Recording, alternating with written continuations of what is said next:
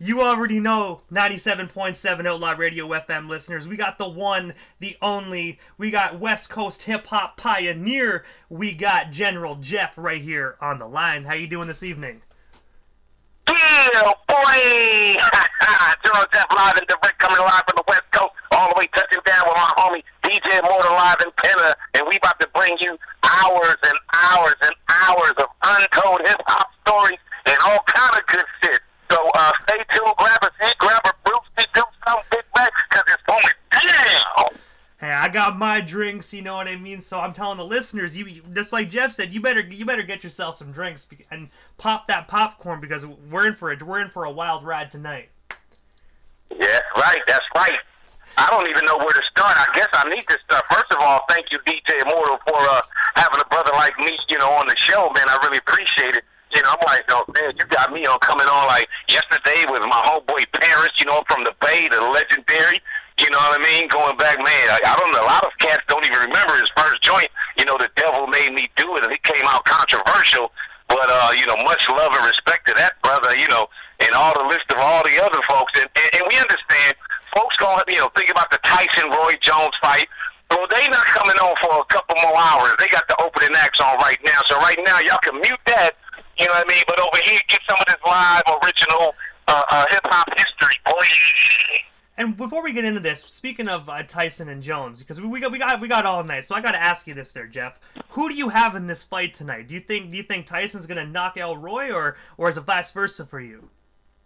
Now I'm gonna say in they primes, Tyson was my man hands down because he coming in handling business. That's what we like. I'm from the streets of South Central LA, and so it's like that's how we get out of the streets, handling your business. Ain't no touching gloves and jazz and dancing around and knock this leaf off my shoulders. Man, what did they go? If you mad at him, go knock his ass out.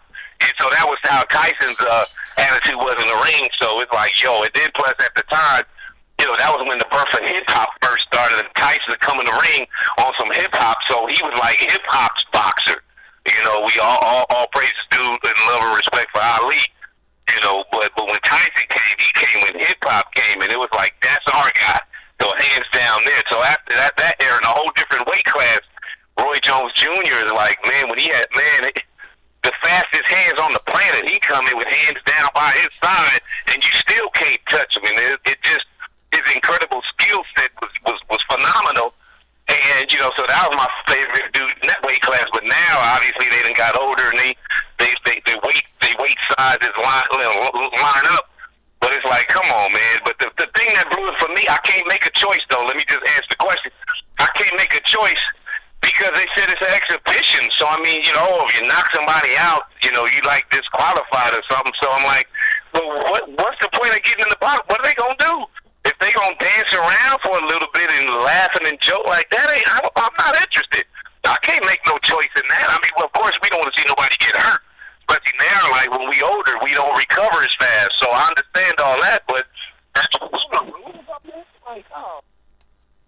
if somebody get a cut, the fight is automatically and instantly stopped. And it's like, okay, they not.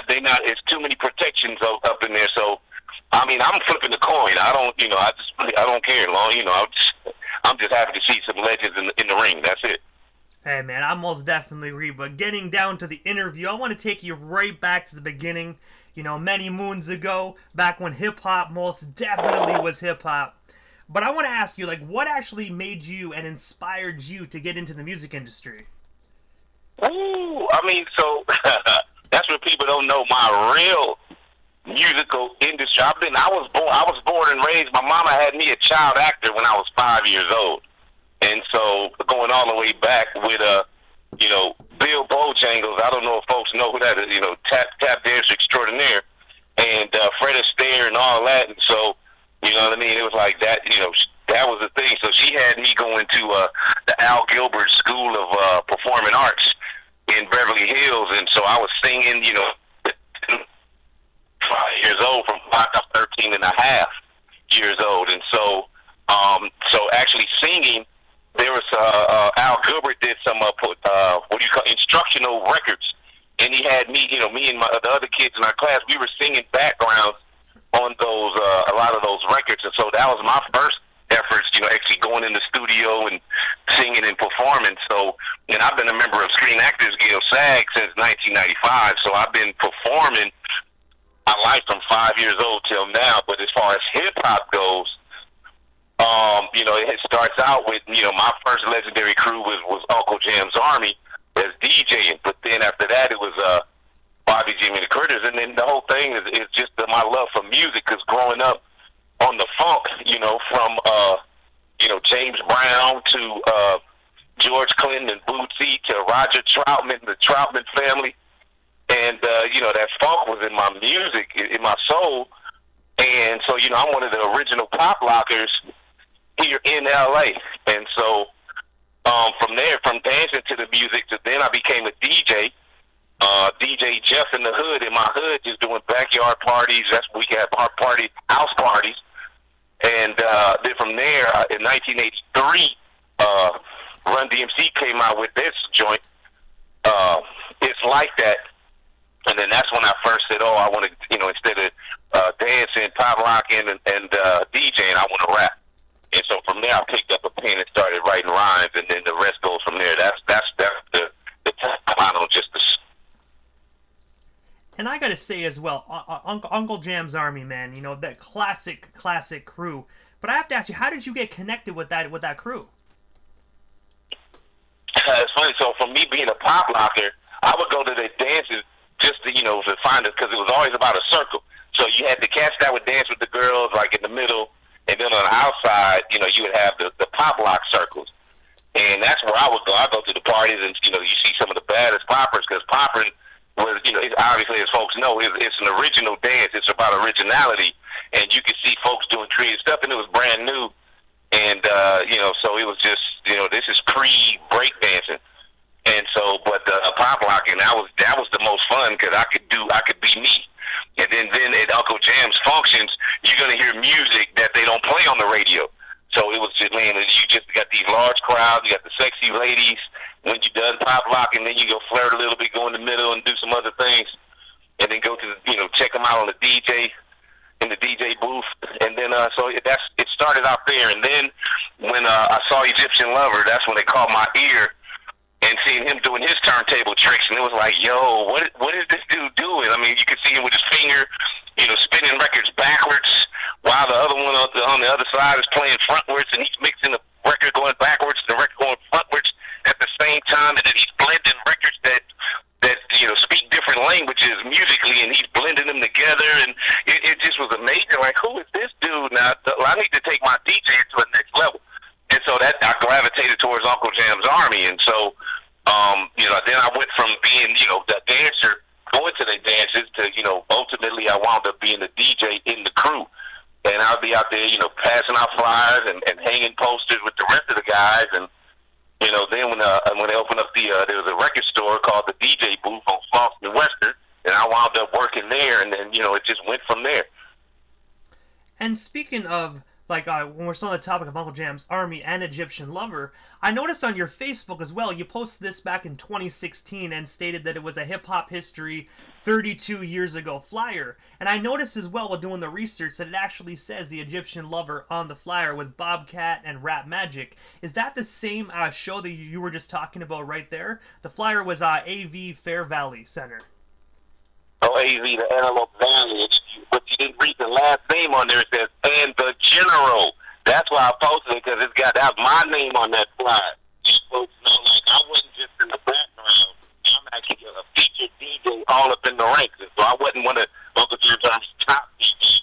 But here you go. My name is on the flyer. That'll let folks know I'm officially in the group. So that's what that was about. But, that was just one of many dances, because Uncle Jamm's Army, was the number one and the biggest, baddest dance promoters in all the land. We used to say in Southern California, but then we had to expand that in the nation, because nobody was throwing, our biggest functions, were in the LA sports arena, where the Clippers, the Los Angeles Clippers in the NBA used to play. And we would have 10,000 party people, 100 speakers stacked up high, 10,000 party people with no performing act, folks just coming to hear us, DJs. And so we would do that multiple times. And but then when we weren't doing the big parties, we were doing like maybe different parties in different regions. And so Antelope Valley on that flyer you talking about, that was just one that's up in north, like about an hour away from LA. We even did dances going all the way up to as far north as Oakland, as far south as San Diego. And we had reach, and so just like when we the ones that solidified East Coast rap coming to LA, Russell Simmons, like I mentioned, '83. We were the first ones to bring Run DMC to the West Coast, and so we the one that took them up and down the coast. That validated them because Uncle Jamm's Army had such a strong rep. Thanks to our mastermind, rest in peace, Roger Clayton. And so Russell Simmons was their manager, and so Russell Rush. And his little brother Joey Simmons run from Run DMC. Like they were our allies. And D, rest in peace, Jamm Master Jay. And so every time they come out here, even if they're flying overseas to Tokyo, you're flying from New York, you come to LA, and then they would come out and hang out a couple of days or so here before they go fly over to Tokyo when they blew all the way up. And then on the way back from Tokyo, they'll come to LA, and then they'll hang out some more, a couple more days before they go back to New York. So we was hanging them, Houdini, all them cats. We, Curtis Blow, KB, and we were the ones, Jekyll and Hyde, rest in peace, Andre Harrell. We were the ones, Uncle Jamm's Army was the one that solidified the rep of and respect for the New York acts to come out here and perform. That's us. And it must have been a surreal as well, like when you said you used to go to the Uncle Jamm's Armies, shows, and used to see Egyptian Lover doing what he did, and then actually going from just going there to actually being on the flyer and getting to perform alongside next to him. Must have been a surreal moment for you. Again, I've been performing, since I was 5 years old, and it was one thing to be doing like tap dancing, singing, like traditional performing. Now all of a sudden, before it was called hip hop, before it was called rap, because you understand on the West Coast, we hadn't even really started making records yet. In 1981, the first West Coast record was put out by Rappers Rap Disco Company by a Disco Daddy and Captain Rap in '81. So even though that record came out, folks still wasn't really thinking about making records. So it was all about the DJs, the club, and so the hottest DJs. We had the two hottest DJs at that time. It was Egyptian Lover and DJ Bobcat. And DJ Bobcat wound up later on going, him and LA Posse went to New York and produced LL Cool J and a whole bunch of other stuff. Eddie Murphy's brother and a whole bunch of K9 Posse and a whole bunch of other stuff. But so with them two cats, and it was dope because they had two different styles. Like I mentioned about Egypt style, just the master blender and, triple thread and all this different stuff. And then Bobcat would come like with the crazy scratching, with the rhythmic scratching and just the speed.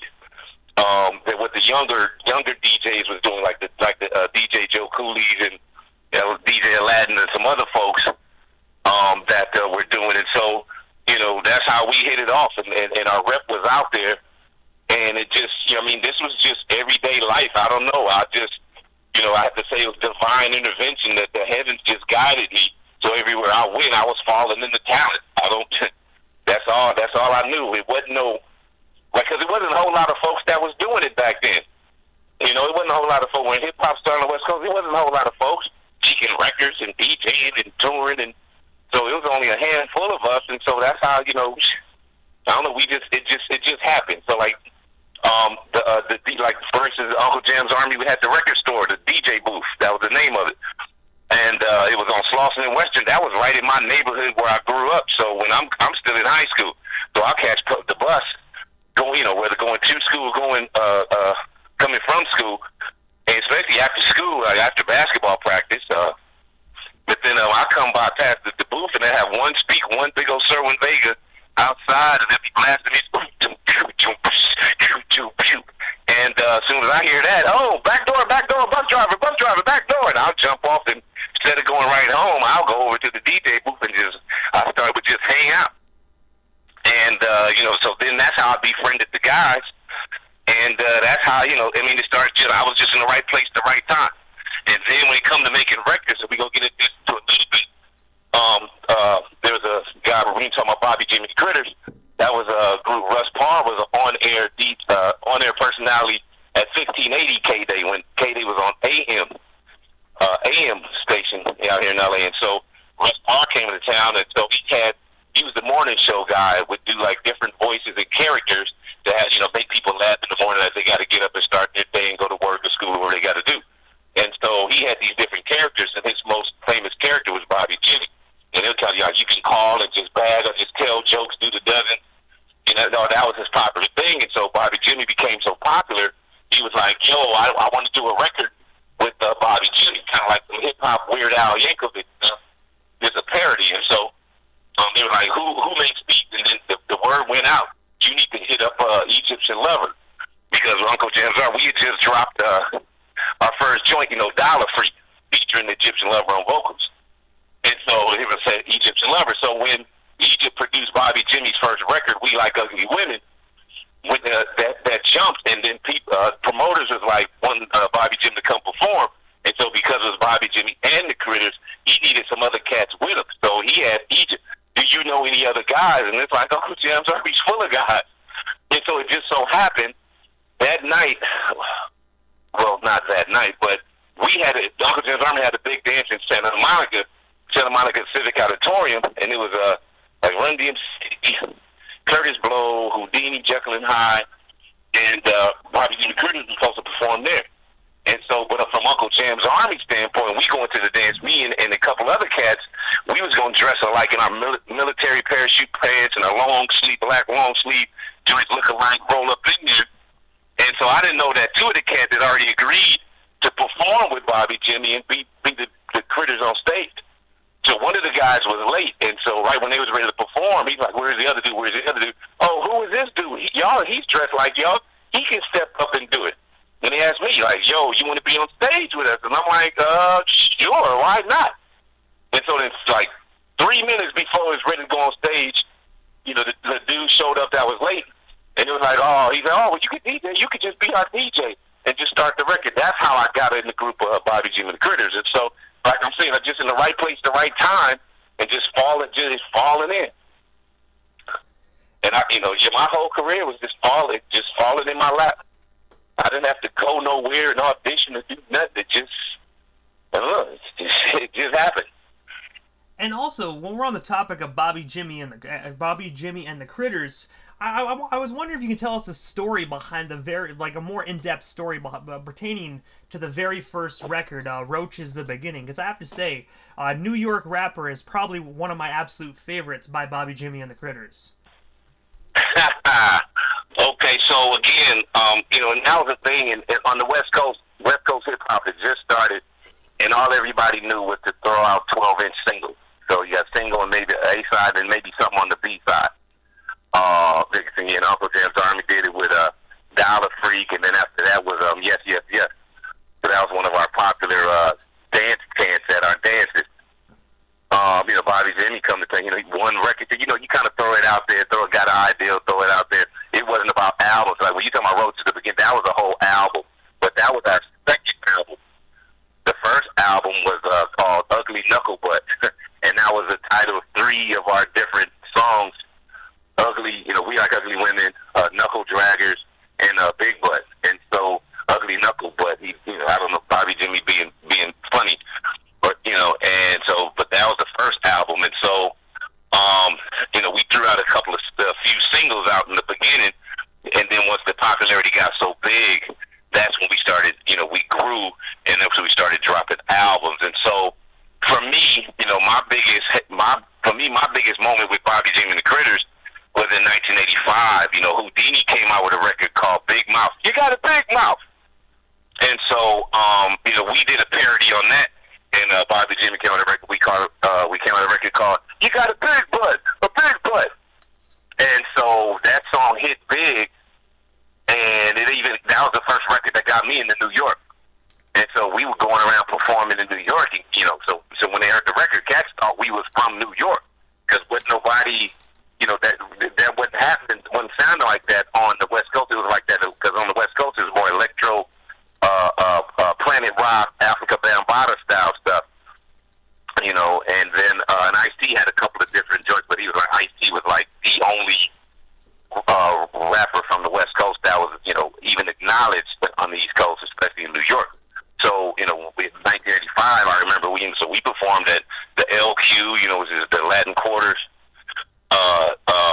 the old Roxy, it became the new Roxy, but we performed the old Roxy, the Disco Fever, and there's a couple of other joints, like the super big joints. And it was a trip. That was my first experience. It's one thing to have like Run DMC or Houdini hang out with those guys in LA, but then to be in New York and you got like the old school legendary cats, like you may see Melly Mel over there, DJ Chill Out, Prince Whipper Whip, Teddy Ted, especially all this awesome too. Like you seen like heavyweight cats, and it was just a different energy. And that's why I learned, like from a producer standpoint, putting the ear to the ground, that New York style was way slower than that LA fast up tempo joint. And it was like, oh wow, some of that what they call dust music, and just that like Beastie Boys, let it flow, let yourself go, slow and low, that is the tempo. Like just that low, just slow and low, and that just even the modern records the popular records that you hear on the radio, everything was slow, and that was so just contrast to LA. You had the records on the radio, we would speed them up even faster, and so it was a trip on that contrast. And so now here's the story. You said you want a funny story behind the scenes. So LL Cool J had already blew up big, and so when they would come out to LA, in the Cut Creator and E Love, they connected with K-Day, 1580 K-Day, like Russ Park, the morning guy. So he connected with them over there, and Bobby Jimmy, with Russ Park, Bobby Jimmy, and Cut Creator hit it off. So when we were coming out, we knew we were going to come out and perform in New York. Like, we don't know none of them cats. So Bobby Jimmy called Cut Creator and was like, yo, we finna fly into town, meet us at the airport, show us around, get us situated, make sure we good.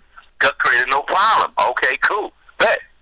So then, just before we got on the plane, Cut Creator called and said, when him and LL, they just had a show in D.C. that just popped up. So he won't be there to greet us at the airport, but he was going to send his little brother, and his little brother came with his homie, and then it's just a one-night show, and then they'll see us, the next day. Okay, or actually they were going to do the show and come back that same night.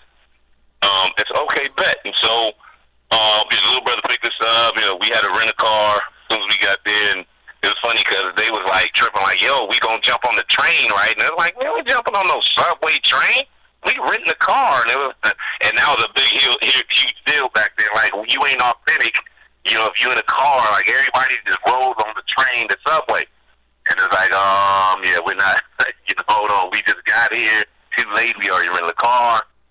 I mean, what's that like? We gonna turn the rent a car back and then just jump on the we got luggage. No, luggage in the trunk. Come on, let's roll. So anyway, so we get situated, and I remember we went, I don't know which club it was, and it was way late, and it was a trip because, New York party, they, like, don't start till 12. Like, on the West Coast, our parties, like, end at 2 o'clock. Like, they party at, like, till the sun come up. So it's so dope just to have them super late hours, and cats, clubs don't get to jump until 2 o'clock.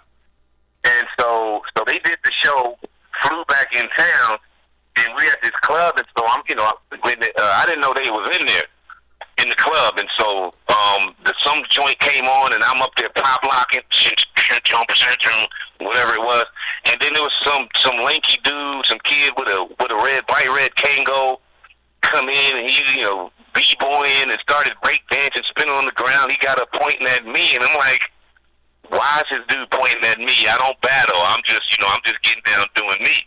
But the other cat see me and was like, they tried to battle, they couldn't hang. My moves was too smooth. And so anyway, this one cat was making an effort to want to battle me. I'm like, who is like this? And he all up on my bird, like, who is this dude? Like, man, he's irritating the fuck out of me. I don't want to start nothing in New York because I'm not trying to go to jail in New York. But yo, you a little too aggressive on me. Back up. But the music's loud and it's dark and lights spinning lanes. You can't really see.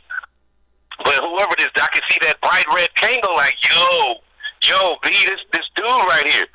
And so then finally a cut creator comes over there. I'm standing, so I'm like step back, like hold on, let me back up. And then cut creator comes over there. Oh, did you meet LL Cool? You meet LL yet? I was like, oh, he's here. And I'm turning around, looking around. Where is he at? No, that's him dancing right there. Give me this break dancing fool that's all disrespectfully all in my face that I'm about to punch his lights out. That's LL Cool J.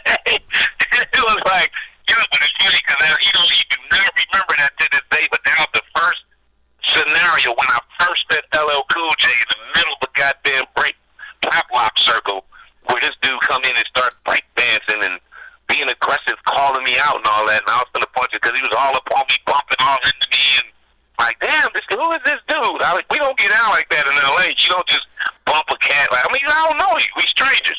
So anyway, that was just a fun. That's my fun story. That's, you know, in New York, first time, and then meeting LL Cool J. And I gotta say, LL Cool J, man, you know what I mean? I did not know LL Cool J actually was a pop locker and a break dancer, man. Like did you guys ever actually that night ever do that little like break dance battle, or after that were you like, damn, man, like I'm out or anything like that? No. Well, let me be clear. He wasn't a pop locker. He was straight up break dance. You know, doing them windmills. But no, we didn't never battle because I've never battled. That was even in LA. I never joined with a crew. Like, you know, it was this thing in the street like you're not official unless you're in the crew. Like, who are you with? Like, I'm with myself. Because there was a lot of cats that was weaker that they would join a crew and the crew would be tight with their dance steps, their routines. But when they come out for their solos, these cats is boo-boo. And so my whole thing was like, oh, you cats is hiding all up in these crews, dance crews, but like you can't stand alone by yourself and hold your own weight. And so that was my whole thing. I don't want to be in no crew so folks think I'm high and I'm out here by myself. You know, but I still never battled. My whole thing is I'm going to just, you know, display what I do and the cats see what ain't nobody finna step up to me and try to challenge this because it's a lot of hard work. Even and it's like ain't no judges. Like you're not gonna get a blowout win. So you know why? So nobody would ever try it. And I would never even. You know, there's a time when me and Boogaloo Shrimp ended up in the same circles at a couple local Jamm functions at the Los Angeles conventions. You know, I'll never forget. And I don't know why, but Boogaloo Shrimp he never. You know, and I'm like, oh, so everybody knows, you know, the movies. Okay, he hot. Well, my whole thing was, I mean, he's nice, but I can beat him. And so I'm doing my thing, and so he was shorter than me. I'm going to my long arm, my waves. You know, I'm going up and down using my height. I'm 6'4", and so I'm, you know, back then I was about, I don't know, 6'2", 6'3", but you know, my length. You know, I'm doing a whole lot of, and it just, you know, when it came down to it, they like.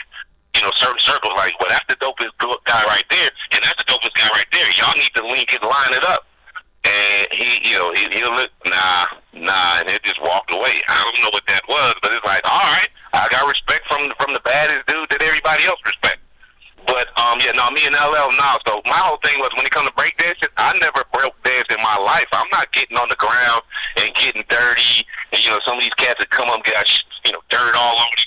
After I get done popping, I'm going to go flirt with the girls. So I'm trying to stay neat. It's bad enough I'm sweating a little bit, perspiring a little bit. And so I'm like, no, I'm not going to get on the ground and spinning. And I can stand up for mine and, you know what I mean, rock the party and get on and still look like I never did a thing. You know, when I wanted to battle, you know, but so we talked. He was like, battle. I'm like, okay, pop.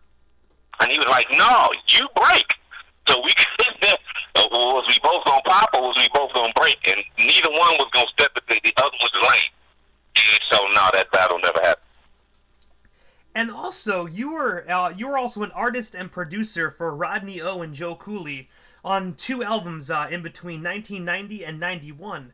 I have to ask you, how did you actually meet Rodney and Cooley? No, hold on, no, wrong information. I did 3 albums with Rodney O and Joe Cooley. So in 87 or 88, we did Me and Joe album. In 90, we did 3 the Hard Way on Atlantic Records, and then in 91 we did Let's Get Ready to Roll on Nasty Mix Records. So we did 3 albums with Rodney and Joe Cooley. So I wrote, writer, producer, and publisher. We split everything 3 ways. 33 in the third. So a lot of cats be like, "Oh, George Jeff was the hype man." Like, no, I was way more than the hype man. I just was, behind the scenes because, for me, a lot of stories, so-called experts and critics that was writing articles and commenting on hip hop was saying like the average lifespan of a rapper was like 3 years. Some may say 5 years. Okay, 3 to 5 years. And it's like, man, I've already been in this thing 3 years. So they basically saying my career is over. So I'm like, let me extend my life cycle way past this 3-year or 5-year mark. So I didn't want my name out there. So when I left Bobby, Jimmy, and the Critters, I was going to do a solo album. And, so before I had some meetings lined up with some record companies, and then I came up with my demo, and I called Egyptian Lover, and was like, "Yo, I got these meetings with these record companies lined up. I want you," because I know he got the greatest ear for music that I ever knew at that time. And so I'm like, I need you to listen to my album, my demo, and tell me what's going on, what you think about it, so I could go back and fix it before I go at his meet. Egypt called me exactly 30 minutes later and said, "Yo, General, I just came out the studio, finish up my new album, and my tour starts in Florida in 2 weeks. I need another keyboard player. Do you play keyboards?" Like, well, I'm not Beethoven, but if I could play a melody. And he was like, "Yo, perfect. Like, we all know you. You good. Like, we ain't got to go out and find nobody, no strangers, and bring them in. It's basically the Captain Uncle Jam's Army at the band. And so then it was like, do I do my own solo joint, or do I go out with Egypt? They'd like, if you say, yeah, we going to pick you up at 12 noon tomorrow, and, Brand, we going to start rehearsals for about a week and a half, and then, we going to Miami. And so I chose to go with Egypt. And so in that group, Egypt had 2 keyboards. I'm the guy on the right, and there was another young kid on the left. And it turned out that young kid was Rodney O. And then he had the other guys playing the other instruments in front of us. We were all the way in the back, and that's how me and Rodney O met. So, like I said, everything just fell into place. And so in between breaks from rehearsals, Rodney O had also signed with Egypt as a solo artist. And so he had already put one record out, and so Rodney was automatically Egypt's opening act. And so then, I would come out to get the crowd live for Rodney O before he would perform. And then Rodney O was just coming out the studio with his new joint, which was Everlasting Bass. And then he was like, he was looking for a DJ to do some scratch parts on it, because that's when scratching was big on records. And then the cats was like, he didn't want nobody in Uncle Jam's Army. It's like, it's too close. And so somebody was like, "What about DJ Joe Cooley? He's the hottest cat in Compton." And so me being connected to 1580K Day and being out in the streets, I had already knew Joe Cooley. So I'm like, me and Joe was friends. And so Joe came in and did the scratching on Everlasting Bass, which he was Rodney O. It was just a Rodney O record. He was going to have Joe did so well on that, then it became Rodney O featuring Joe Cooley. When the first 12 inches, the records that came out, that's what it said, Rodney O featuring Joe Cooley. But then Rodney will tell you, Joe did so great that Rodney rewrote the second verse where he just was talking about Joe. Joe's as fast as called Rodas. And so then he went from there to they need to do more records. And so when they were performing the records, the stage show was kind of dry. And then they asked me to come out and hype up the crowd before, for their shows. And so then that went so well, the crowd was loud. When I walk off stage, because I was actually, performing with Egypt. And so then Rodney was like, "Yo, when you leave the stage, the energy dips a little bit until Joe starts scratching." So he's like, "Well, he flipped the show and was like, General, why don't you just, join the group?" And so by that time, it was Rodney O and Joe Cooley. And that was we started working on the album. And we did a bunch of singles because that was the thing. DJs and MCs. We did This Is For The Homies, I think was the first joint we did after Everlasting Bass. DJs and MCs, Yeah Boy, and Cooley High. We just cranking out. We were on a roll. Me and Rodney would produce the records until we committed to do the scratching. And so then finally, then Rodney was like, "Yo, can you? We just gonna add your name to the group. So it's gonna be Rodney Ojo Cooley and General Jeff." And I'm like, "Man, that sounds like a damn law firm. That don't sound like no damn hip hop crew." So I'm like, "No, leave my name off of it. Just leave it at Rodney Ojo Cooley." And they was like, "But it's three dudes." And they didn't want me to be overlooked, and they was really concerned about it. I'm like, nah, let's do some, like, psychological warfare, because it's just like a group, say, like a Public Enemy. You know who Chuck D is, Flavor Flav, Terminator X, Professor Griff, that's what you know who the Beatles, you know who John Lennon, Paul McCartney, Ringo, you know who everybody is. So I'm like, well, if they like it, we blow all the way up, they gonna know who we are. I'm not tripping. It's plus I'm thinking, I gotta take care of my name, because the lifespan only lasts 3 to 5 years. So I'm trying to stretch. I'm already past that 3-year mark. So I'm like, yo, let me stretch my thing out. And so, I did 3 albums with Rodney and Joe, like I said before. So, but you probably getting that from that funny little Discogs. Yep. That's called Bio. Like, I don't know who wrote that. That shit is the most hilarious thing. And people are like, well, why don't you write one? No, I don't know who wrote it. That's hilarious. I didn't write it. What is that? And so it's funny because they're like, General Jeff was in Bobby, Jimmy, and the Critters until he got in a fight with Bobby, Jimmy over who would lead the group. And it's like, that's such a lie. That's trash. But how could I mean, like, how much are they saying I had ego? The name of the group is called Bobby, Jimmy, and the Critters. Guess who's going to be the leader of the group? Bobby, Jimmy. That's right. Prince in the Revolution. And somebody from the Revolution was fighting with Prince over who's going to lead the group like that. Like, who made, like, I don't know, they had to fill it in. Because I'll never forget my homegirl, C. Boogie, Shari Henry. I remember way back when she was like, oh, man, the government is coming out with this new thing called the World Wide Web. And they want bios from everybody in the entertainment industry. They said, if you don't submit one, they're going to write one for you. And I was like, how are they going to write a bio for me and they don't even know nothing about me like that? I can't wait to see this. And that's the bio that went out there. And so it's like, oh, he graduated from South Central in the 80s. Like, what year was it? Y'all don't even know what year I graduated. It's no time in the 80s. If that's me right now, what? I don't know when I graduated. And then it was like, oh, and he was granted a spot rocking with Rodney on. It's like, what? Who wrote this? This shit's trash. So anyway, so it's funny because I can tell anybody that tried to quote me or say something about me or interview me, I know exactly where they got some of the words from. Like, that's yeah, but no, I didn't write that. I don't know what that. But no, that's trash. That's very highly inaccurate. I do want to say, though, thank you for actually correcting me, because that way we're live, our listeners know, and future interviewers know, don't believe Discogs. Because I'm going to be honest with you, excuse me, sir, I've had quite a few questions from Discogs that went great, that I found some really cool stuff. But then there was other stuff from Discogs where people are like, what are you talking about? I wasn't in that. And then I sit back with a facepalm. So it's almost like a minefield. You choose to walk through it.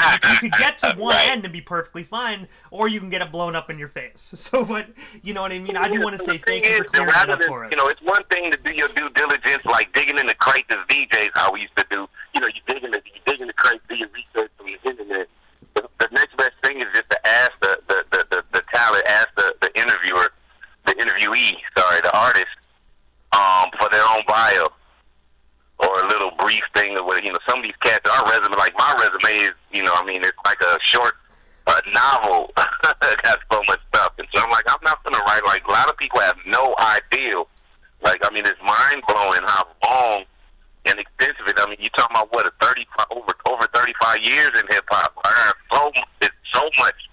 Like, cats don't even know. So it's like 2 albums with Bobby J. I don't even talk about the Uncle Jam's Army stuff. Oh, it's just, by the way, Uncle Jam's Army. We're in the studio working on a new album right now, and so just be on the lookout. COVID messed us up, but maybe it'll drop in 2021. I don't know. We're trying to wait because it's anyway, I don't want to throw it out there, but you heard it here first.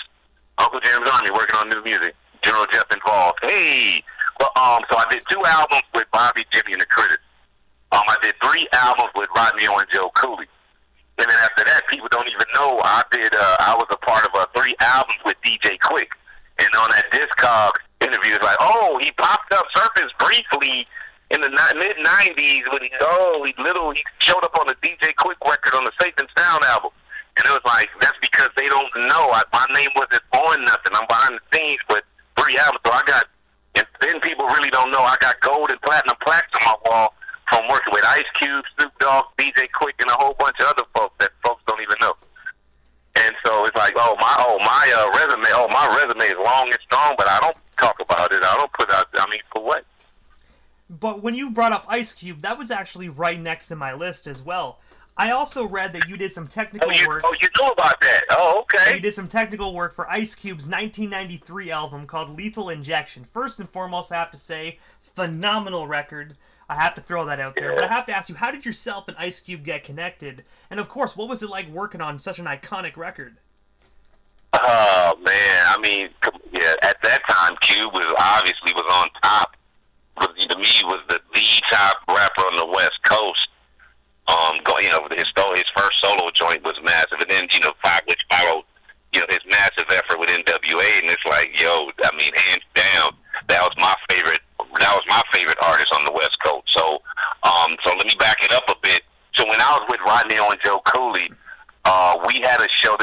We had a show. I don't know when it was, in the late '80s. Was it late '80s? I feel like it was late '80s, maybe '89 or '80. Yeah, I don't know when it was. I really have to think on that. Because we digging it. I got to dig in my file cabinet. I haven't talked about this stuff in years. As a matter of fact, some of this stuff ever. I've never talked about it because I don't do interviews. But I love DJ Immortal's energy, so I had to come on like, yeah, let's talk about it.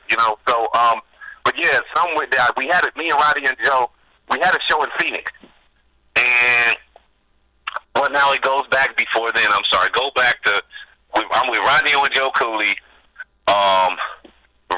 Bobby Jimmy hits me up and says he wants me to produce a track on the B-side for this single. Again, he does the parody Weird Al Yankovic Takeoff, and so he wanted to do a parody of Everlasting Bass and call it Overlapping Weight. And he said this was going to go on the B-side, and Dr. Dre was going to be on the A-side for the takeoff of Prince's song Housequake, and it was going to be called Milkshake.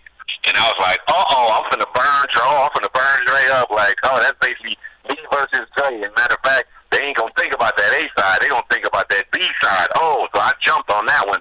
And this is gonna be like my first, like, official solo production. Not like I did some other things with some other folks, or I did stuff with other cats. But this, my name, I'm the producer. My record moves back, get out the way, let me do what I do. This is gonna be great. And so I'm like, I need to get the verse. If I'm gonna do it, we're gonna redo it. Everlasting Bass. I need that original keyboard because that's some.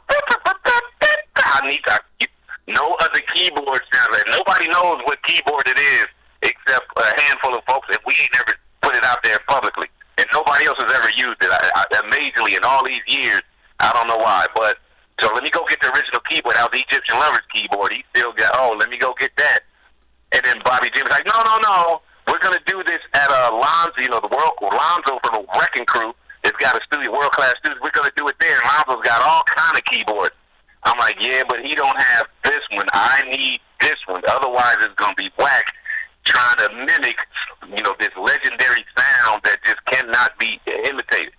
And he's like, no, we're not doing all of that. No, we're just going to throw it, Dre already finished his shit. So I'm already seeing everybody leaning, Dre's song is, it's the shit, and that's what it's going to be. So we really don't, just long as you do something close, just be something cool. Don't worry about it. Don't worry about it. My name is going on it. But okay, let me see, but I don't know. So if Dre and them, they over there got all this stuff that they doing over there at World Class Studios, okay, we'll be using the same keyboard. So okay, like, even playing field, okay, whatever.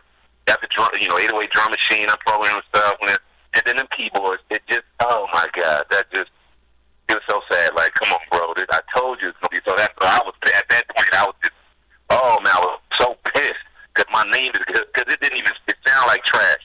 And I'll be the first one to say it, but it was just the keyboard. If we'd have had the original keyboard over there, the original sound, that would have been an instant classic.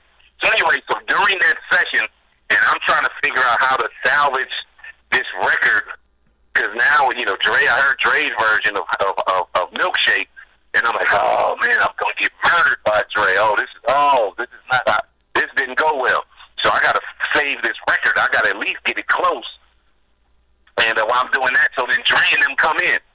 I forget Dre. I forget who all it was. Arabian Prince. It was Dre, Arabian Prince. Because Arabian Prince, we was in the group with Bobby, Jimmy the Critters before he got with NWA. So they come. So they recorded. They came out of the studio from I believe it was Larrabee or some damn where else. And Dre, they was excited. Man, we got yo, man, can we? I know because I'm trying to figure out some stuff. I'm on the headphones to go forward. When they come in, I don't want them to hear. I'm playing tiddlywinks on all different keyboards and different patches. And so I was like, yo, man, can we play this right quick? What? Because I don't like folks to interrupt my energy. I'm like, man, I'm working on something. Hold on. But I'm like, this technically, this is, home field advantage. This is Dre's own court. This world class. So this is, this they camp. I'm in their house, so I can't come in and run they shit. So I'm like, yeah. Well, what is it? He's like, oh man, it's something new. He cleaning. Yeah, we got this new group with me and some of the cats. We Arabian, Brother Arab, and a couple other cats that I didn't know. Brand. I didn't know them cats. But he was naming all these names. Ice Cube, like, I don't know these guys. Like, yeah, we putting together a new group, and I'm like, but I thought you was in the World Class Wrecking Crew. He laughed. Ha ha ha. Well, we didn't get nothing. So I'm like, yeah, I want to hear this. And he played it, and it was dope, man. It was what said by a man who couldn't quit. Dope, man, please, can I have another hit? And it was like, oh my God. And it just came out with such strength and such power with Funky Worm, and everybody know what it is with the beats just hitting hard. So for one, it was like, damn, I don't even want to play my record that I'm producing. I'm in the middle producing it in the studio, and I'm trying to I got to turn everything up. I need to turn the 808 up, turn the drum machine up, turn it up. Like, when he played that record, it was amazing. So I'm like, who is that dude rapping right there? That voice is like, is powerful, is unique, is distinctive. That's what I'm looking for in rappers. Everybody sound alike. We want that unique cat. That's the one that's like gonna stick out like a sore thumb, and that's the one that got more potential to blow up because he don't sound like nobody else. And this dude's voice is distinctive. He's like, oh, that's this young dude named Ice Cube, and at that time he was, I don't know, 60. I don't know. He was a young kid. He was a kid. I said, where you find him at? That's who I'm looking for. Stuff, shit like cats like this. And it was like, oh man, he was in this group called CIA. And so that's when I found out they had the record. The CIA record 12 minutes or something they released. CIA, okay, Church, okay. Damn, I'm like, wow. And so that was the first time I ever heard Ice Cube's name. So anyway, I went on and tried to finish off that whack ass record of Overlapping Weight. I don't know. And so then after that, a couple of years later, like I said, I had in Phoenix, me at this show with Rodney and Joe, and I remember going. So we had pulled up in the limo, and there was a crowd out. It was like the crowd was already in line. They was excited. Phoenix live, ready to get turned up. Great. And so it's like we need to go in and handle the business. Let the promoter know we here. Where's our dressing room? Blah blah blah. We didn't want to keep me hopping out because Rodney had this thing to speak, and he don't want the crowd to think. Now you don't see we all of a sudden, bam. We don't even know if we in town yet until we hit the stage and we doing what we do. So I'm the guy. The manager, the tour manager. I've done so much. My resume is long. I'm not just no hype man. And not necessarily for this group, but I done booked tours. I done held up all the money. I done did much, did stuff for other folks. I'm holding all the passports, all the airplane tickets, all the hotel keys, all everybody money. I'm the cat that handle all the business, giving everybody the wake up calls, getting the. Man, I just done so much different stuff, writing, producing, all the work in the studio, all the stuff on stage, just whatever. So anyway, I go in to deal with the promoter, trying to find out if we get everything situated. So going in and out, all of a sudden it's this guy, yo, General, it's me, it's Ice Cube, and I look up. This little young, this dude. Oh, it's Ice Cube was out in the crowd with. I'm like, oh man, yo, hold on, hey man, I love you.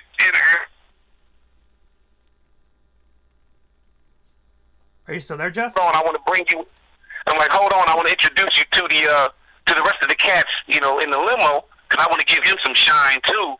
Like this the future right here. Like give him a shine, like out of all y'all out here, and there's hundreds of people out in the lines, on both sides. And I'm like, yeah, I want to give my boy some shine because that man, he's genius. And so let me handle this business, and when I come right back, I'm going to get you to come in the limo. So I go in there and let them know, yo, man, this young cat, Ice Cube, he's going to take over the game, blah, blah, blah. We need to have, okay, we handle our business. I went and got the money. We count the money. Okay, we got the cut.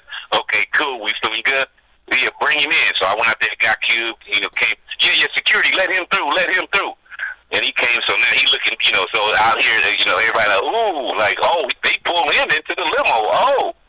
And so, okay, bam, I introduced him to the rest of the cats, and I told Q right then and there, I'm like, yo, if this thing don't work out with Dre and them, come roll with us. Boy, that nigga Rodney was so mad at me. Like, yo, man, no, you trying to start a feud. Like, man, word might spread out like we trying to steal Dre's artist or something. Like, no, man, I'm just saying, man, y'all don't understand how talented this dude is. Man, I was blown away in the studio. They hadn't heard the record yet. So y'all don't know what I know. I'm telling you, this cat right here, and I don't fight for nobody. This dude right here is a no-brainer. This cat's gonna be, whether it's in the group or solo, whatever it is, like, this the dude to watch out for. So anyway, so they walked him out, and I let the folks know, yeah, don't fuck with Q. It's the homie, because we've come from L.A., and we'll, let folks know. Like, man, we protect, put the word out. Don't touch him. L.A. coming, we rolling deep.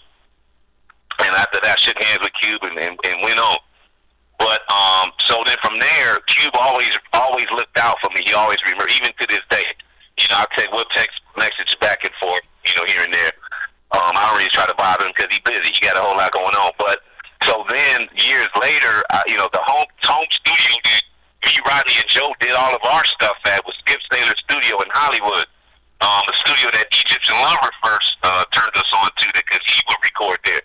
And Egypt would record in all kind of different studios till he get it that certain different studios have different sound, different styles, so different energy. So Egypt would have a whole couple of, so depending on what record he's trying to do, he would go there. So we fell in love with this studio. So that became our home studio. And so on the back of the album credits, they would have, recorded at Skip Taylor Studio. We didn't realize, we just giving props to the dudes up there that was good. The owner was, became a good friend. He had season seats with the Clippers. So, he's, hey, General, you want to go to a game? I know you like basketball. Hell yeah. We rolled to the game, whatever. So we played. So when I'm in between records, I would just go hang at the studio, hang out with Skip, whatever. So that's, matter of fact, that's how me and DJ Quick linked up because all of a sudden, because of the success of our first record, me with Rodney and Joe, me and Joe album, a lot of cats started recording where we was at because once everybody really started making records, you want to go where everybody else goes. So if you want to get your records pressed up, everybody's going to Macola. You want to do a studio, folks started coming up to Skip Taylor. And so, so then Cube started recording there, not everything, but, just checking it out. With DJ Quick, that's why I'm, linked up with them cats later on, Roger Troutman, rest in peace. Even Dre came up there to try to do some things, but by then his thing was so big, it was just a security situation, and that studio was rather small and too intimate for his shit, But, there's a lot of kids. Matter of fact, that was the first time I seen him, and I could tell stories all day long. I think I done went way past your question. I'm like messing off your question sheet. I'm sorry. All right, I'm going to be honest with you, General. I love hip hop stories, man. I'm just running my mouth. I apologize. Man, I could talk about hip-hop and all this all day long. So, matter of fact, I'm going to throw it back to you, DJ Immortal, man. I forgot what your question was. I hope I answered it. Oh, I was just going to ask you, what was it like actually working on that Ice Cube record, Lethal Injection, man? Because that's one of my favorite Cube records. Yeah, I was leading up to that. And so the thing was, at that time, I didn't have Cube's number, and so I would stop by again. That's where I was going. I would stop by Skip Taylor's studio. I had lunch there, treat everybody to lunch, the engineers, whatever, what have you, come through, show my loyalty. And so it just so happened, they was like, oh, I see my QD3, Quincy Jones' son, QD3, was in there working on something. Like, oh, QD, hey, what's up, homie? How you doing? So I know by then he was doing exclusive stuff on every Cube album. And you don't want to be like all nosy, like, what are you working on? And, looking like, come on, man. And, we get to see you, blah, blah, blah. Shortly after that, this car pulls up, and it's Cube, like, by himself, rolling solo. And I'm like, yo, what's up? He's like, hey, Joe, what's up? He said, hey, man, what you doing, man? I'm working on, he finished up his new album. It's an EP. All right, cool. I'm like, wait, why don't you do an album? He said, no, his whole thing was like every 6 months he want to drop something. He want to keep it going, keep the airways out, keep it going, keep it going. He said, matter of fact, man, what you doing, man? Why don't you come up in here and fuck with me? Yeah, no problem. So I came up in there and added my 2 cents in on things, and next thing you know, I got gold and platinum plaques on the wall. But it's amazing because one thing about Cube.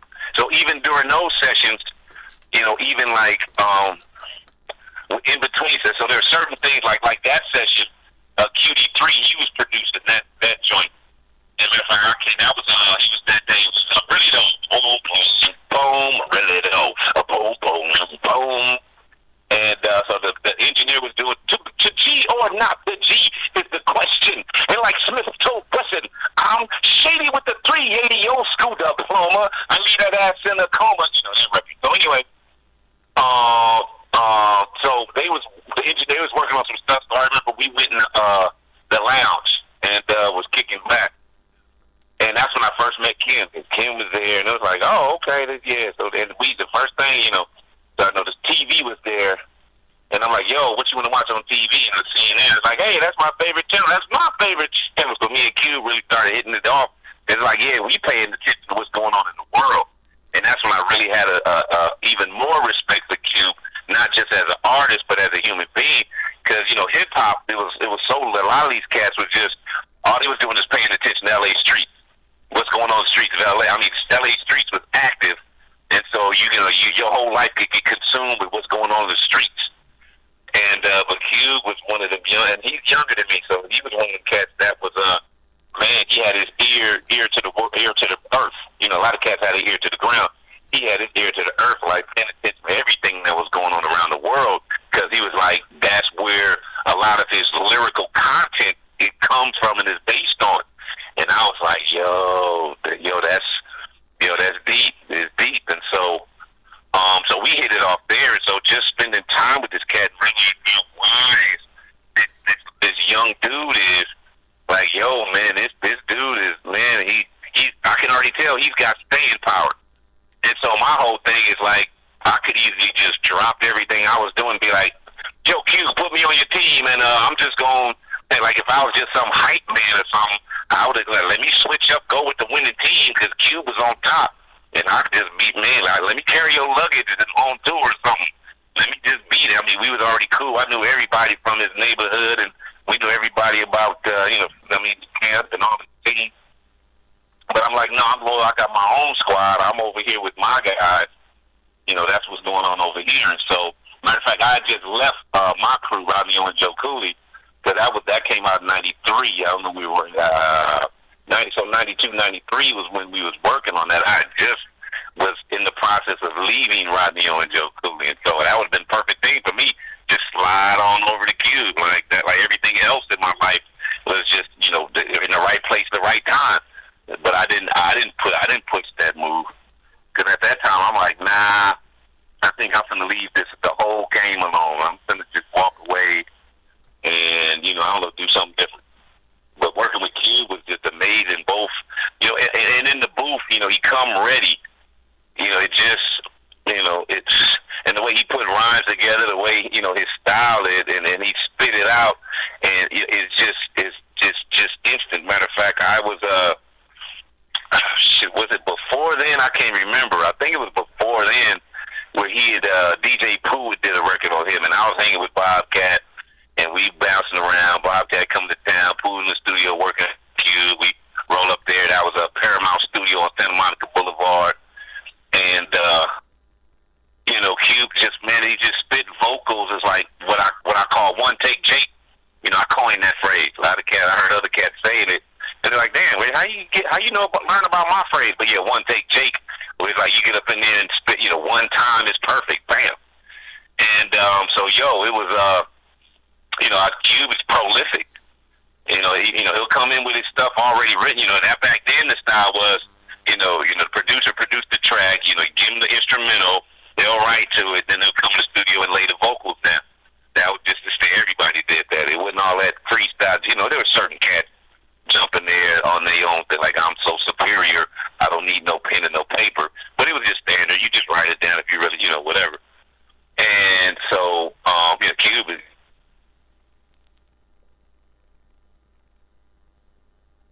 Hello, Jeff?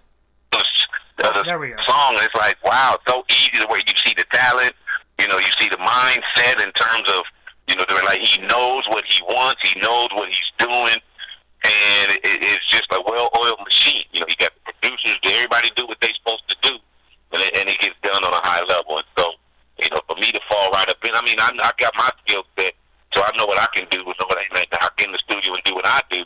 It's easy. I took the Quincy Jones style of producing. I didn't want to ever be the only guy in the room and I could make the magic happen.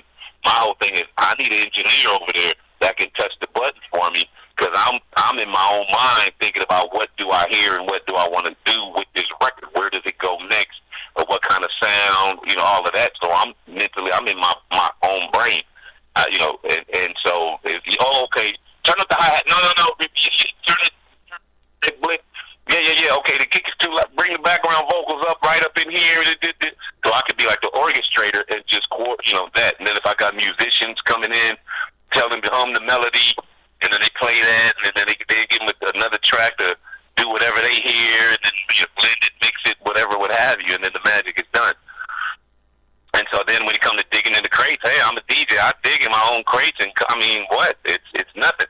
Or unless somebody else got something that's dope, and then stack tracks on top, drums on top of that, and whether additional keyboards or what sound effects or whatever, what have you, layer, production in layers, and then bam, mix it down and done. We out the dope. But Cube, no, it's great working with Cube. I can't wait to work with him again in the future. And also, jumping ahead in the timeline just a little bit, I noticed a post via LA Weekly. They actually wrote an article stating that you actually helped DJ Quick hide out after Biggie Smalls' murder. I was wondering if you could tell us a more in-depth story pertaining to that situation, because when I saw that, I was really intrigued to ask you. That was what a clickbait headline, because it made it sound like we murked Biggie. And Quick is still mad at me to this day. I don't know our relation when that article came out.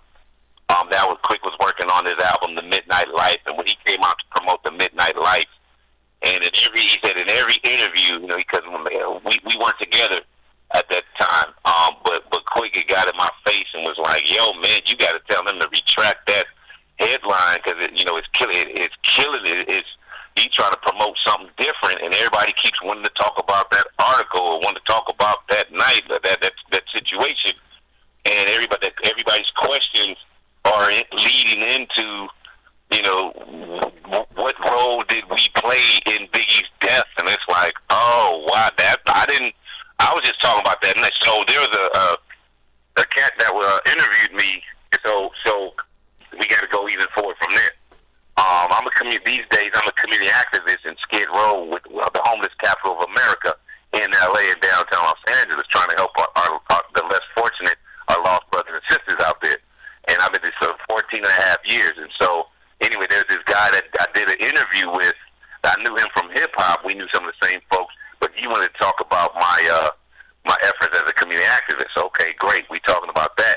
So then the interviews, we talked about 2 hours. So the interview's over. And it was like, he's like, the next time, we talk, we have to get into some of that hip-hop stuff, some of them hip-hop stories and all that. And I'm like, yeah. And he was like, Brent, like, what do you got? Like, oh, man, I got this. I told him, like, the first time I met Tupac was when he was 16. First time when I met New York, LL, I told you the LL story. He was 16. Talking about, me and Quick, was there the night Biggie got killed. Oh, really? Tell me more about that. So I didn't realize his tape recorder was still going. And so I'm telling him all of this stuff, and I told him, like, basically the whole story. And the next thing you know, he hit me up after that and was like, yo, can I, he was at that time, he was working for a magazine, a newspaper, something. But after that, they let him go. He wasn't working there no more. He was freelance. So he's like, yo, he want to pitch this story about me and DJ Quick, blah, blah, blah. Can I pitch it or something? And he's going to pitch it.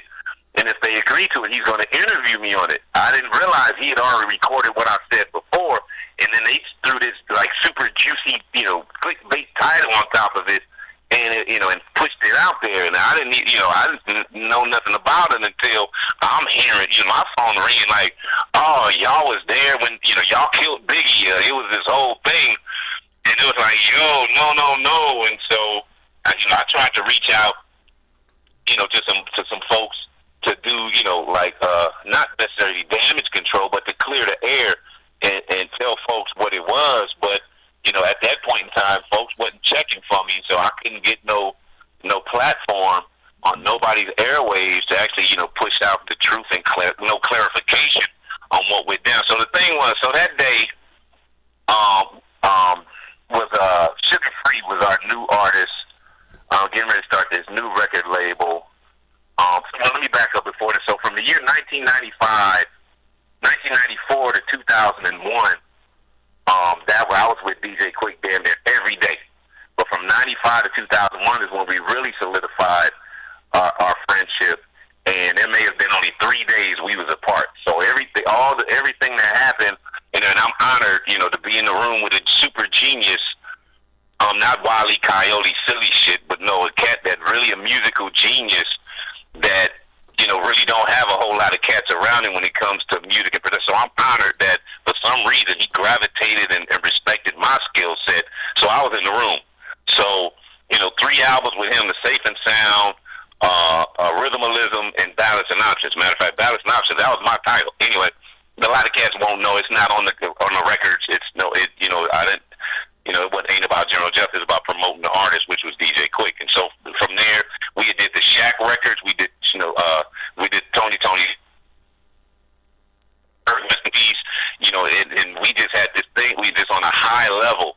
And then also, the Quick was doing some things with G1, and G1, the R. Kelly record with him and Keith Murray, and so man, we cranking out hits. We just cranking out hits all over the place. So there's one of Quick's homies wanted to start this new label, and Quick was like, yeah, let's do it.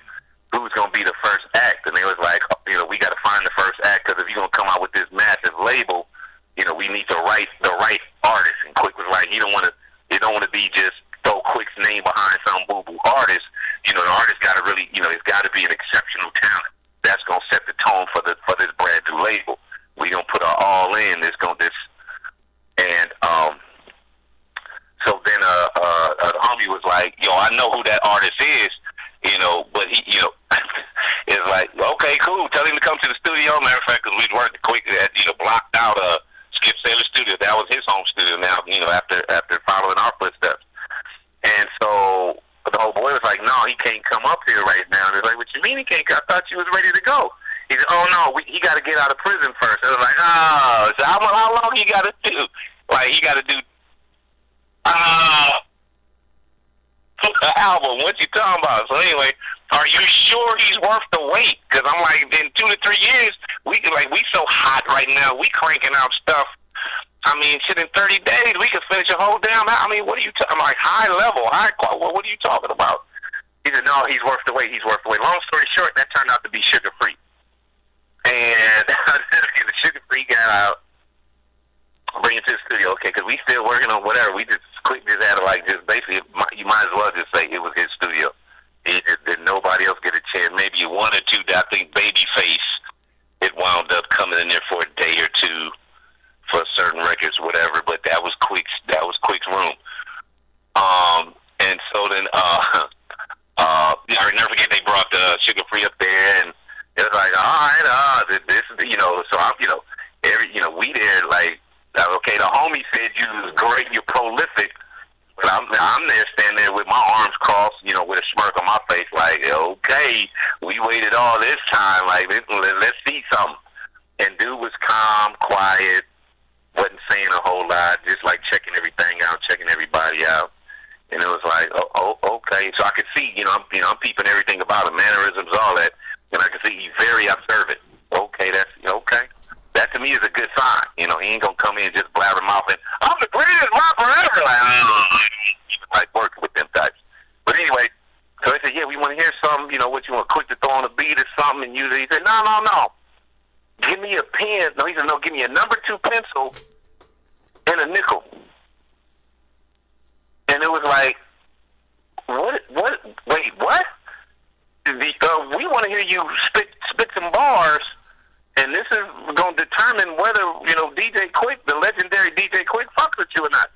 Like, we got, we can go over. We got beats laying around, like just collecting dust. We can blow the dust off some, put you on there, tailor make it, customize, add some stuff to it to go and balance around your vocals. And man, it's on. You don't want to spit over no quick beats. And I'm like, is he intimidated already? What is it? And he was adamant. No. I need a number 2 pencil and a nickel. Not a quarter, not a dime, not a penny. I need a nickel. And it was like, what in the hell is this dude talking about? So, we looked at the old boy that brought him up there like, man, are you sure? Does this dude have all his marbles? Like, what is this? He like, man, I don't even know. So we all aside laughing like, well, what you want to do? He said, well, shit, get him a number 2 pencil and a nickel and let's see what he's talking about. And then everybody running around. So we asked the engineer because they got to marking pencils for what they do. Cool. And it come to find out, the first, give him a pencil. Okay, bam, run it in there. Bam, there you go. Someone, who got a nickel? I got a quarter. Who got a thing? No, he said a nickel. Give him a nickel. Everybody's hitting their pockets. I think I had the nickel. Okay, bam, there you go, bam. And he looked, he said, no. This ain't a number 2 pencil. And man, the whole room damn near dying laughing like, bro, are you serious? It's a pencil. A pencil is a pencil. He's like, no. I need a number 2 pencil. The number he got the number 2 over there by the eraser. They was like, what? Go in there and the engineer. I know he got it. I know they number 2 is standard industry standard. Like, sure, he just got this other off-brand shit. But you go in there and get a number 2, come right back. Now everybody, I forget how many cats was in the room. It was 10, 20 people. We all just mesmerized, like, what's going on here? If he was hoping for audience, he got the whole studio shut down to see what this dude is going to do with a number 2 pencil and a nickel. And so now I need a tape. So I need a tape. So the piano, and he respected the piano. He didn't go on the piano. He said, oh, it's a table back here in the back lounge. Okay, everybody squeeze, go back into the back lounge. He said, yeah. So he tapped on it. Okay, yeah. And it boom, he started hitting it and tap and just tapping, the pencil and the nickel, the kick drum making the beat. And let me vibe, and he started spitting fast rapping, spinning, and it was like, and you hear the whole room just turn off like, oh, because I'm sick of freaking. He's like, yes, he's worth the wait. Yeah. And it was like after that, that was just and we were like, damn, we should have had that on videotape or audio tape or something. We in the studio. We should have had we should have put oh my God, that was amazing. That was an amazing moment in West Coast hip hop history. That if you wasn't in that room, you totally missed something, just a jewel of a fucking session, an audition, if you will. Oh my fucking! Murdered that goddamn freestyle. And then he kept on going. Then he had another thing, and he had another. He had different stuff. And it's like, do you know how hard that is to tap out a nigga? Because I tried to do it after that, and was like, woo, you tap out the beat over here with this hand. You get the pen. I think I used a pen. I didn't have a pencil, because I want a little more different sound. Tap. I could tap out the beat. Okay, and then spit with spoon, and then your cadence. Because if your cadence flip up, then the signal flip up, and then it goes there, and then it comes back off beat and comes back on beat. And so my goddamn nickel was hit going according to my following the cadence. I couldn't get my cadence to follow the kick drum or even split them in half while they do different. That was brilliant to me. So anyway, we went on and did that album. So when it came time for the video, we did the video at the old Ambassador Hotel. It's the back part of it is a high school now. But it was where presidential candidate Robert F. Kennedy was assassinated. And so they had left it out. There were some big time real estate developers wanted to tear it down and build some stuff, but that was a special moment to a lot of people here in America. And like, no, don't tear it down. So there was a fight over legal preservation efforts, whatever. I wasn't into politics. I wasn't in activism strong. That's going to be paying attention wherever it was. All I know is we were looking for a video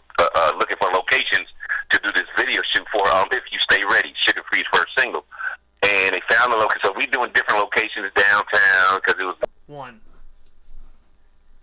All right, we're back. I dropped the phone. So listen, so then we had different locations, and so at the Ambassador Hotel, and so we were doing the shots there, and so somebody, in between takes, somebody was like, "Yo, are y'all going to the Quincy Jones Vibe party tonight?" Because Quincy Jones had a Vibe magazine, and nah, we don't. We don't go to industry parties and all that. Yeah, So we didn't even think twice about it. Negative. So anyway, but then it was like, one of the cats said, "Yo, this would be a great way to introduce Sugar Free, and promote the album." And it was like, oh yeah, all the heavyweights getting some exposure. It's gonna be like name brand cats in the building. Yeah, and plus Sugar Free need to get used to. He need to see all this because he don't know none of this. And so, matter of fact, he just shied away from it. He don't fuck with the industry. So I'm like, okay, let's, yeah. This, Quick was still like, man, I don't, because he knew all, because he got to deal with it everywhere we go as a camp. All the attention gonna be on him, and he ain't in the movie having a good time filming the video. So Quick like it because he's just a cameo, because it's all about Sugar Free. And so it's like, oh, this is great. He can blend in the background. And it's a closed session, so can't nobody just walk. So he's like, he out and about, not stuck in the house. So he's chill. Now he's like, damn, he gonna have to become, quote unquote DJ Quick, and got to go around all these people and sign all the. Like, oh man, I'm not. You got to be in a certain mindset for all that, especially when it's thousands upon thousands of people, and then other cats. And we so up right now. Everybody want to beat. Everybody want to go. We need to produce by Quick. Oh my God, Quick is the golden goose right now. We with a Quick joint on my album, I'll go platinum. So everybody want to deal with these industry guys. So, but then it's like, man, you gotta go, because that's what it validates Sugar Free. He's coming out on under DJ Quick's can, like, Quick, this, because other than second to none, AMG High C, okay, that was the original era. Now it's like a whole new era. Like, oh, this is Quick's artist. Like, oh, plus to promote the label, Shepherd Lane Records, all that. So we finally, we a couple other cats, we finally talked Quick into it. And there was 7 of us: Stretch Limo, me, Quick, G1, Theo from his popular radio station to be Sugar Free. That's why I can't remember a couple other cats. And so anyway, so we rolled. It was at the Peterson Museum, Fairfax, and Wilshire. And I remember also because the Lakers were playing the Detroit Pistons. So I remember later on after we got there, Grant Hill, and he hooked up with the singer Tamia, and so they came in. So by the time we get there, so we got there late. By the time the video was over with, we wasn't tripping. So the fire marshal was already threatening to shut it down. Massive crowd outside. They wouldn't let no more cars come in the parking lot. Parking lot full. And, everybody's bum rushing, pushing on the door, trying to bum rush the door and get up in there. And so at first they told us, like, all 7, no, we not going to let all y'all get in. And it was like, oh, damn, because we pushed our way through to the front, and everybody's pushed, like Moses parting the Red Sea. Oh, it's DJ Quick. Oh, everybody said, oh, cool. We pushed up. No, I don't care who you are. I don't know you. Y'all ain't getting in. Like, excuse me, who's in charge? What you mean we not getting in? So we don't want to break out no scuffle, whatever. So anyway, we went over finally. Matter of fact, I didn't even want to go in. Like, man, it's live out here. Let me just stay out and keep an eyeball on what's going on out here, because I'm seeing the fire marshal coming through doing head count. They counting like they talking about they finna shut the whole thing down. I'm not even gonna go in there and then have to turn around and come right back out. So we want Quick in there. We want Theo in there. We definitely want Sugar Free in there and walk in there. And Quick was hoping that I come, so I do all the talking. He like, when I'm there, when we together, I do all the talking. He just blend in the background and then come in, say a couple of songs and fall back. And especially on some introduction and all that, like the business side. Oh, man, he want to, man, go on in. They going in there. We're gone, man. So I'm outside. Me and a couple other homies, we stand outside. So anyway, shortly after that, it didn't last long, and then the Grand Hill, and then they come in. Okay, bam. Granted, bam. And the dude, the same dude. Man, and some people are like, oh, you just let them right in. Well, we're not letting nobody in unless you're, Grand Hill or of that caliber. And everybody got, but what of that caliber? Man, I got everybody out of there. Just loud the whole, man, it was about 1,000 people outside at that time. It was loud. And so I'm like, oh, man, this is not going well. And he's like, we at capacity, no more people are getting in unless Quincy Jones himself says you can come in. If Quincy is too many people, so okay. So I'm like, yeah, I'm not even finna, I know Quincy, I know Q, I know a couple other folks that work for him, Bobby. I'm not even finna make that call. We got our main cats in.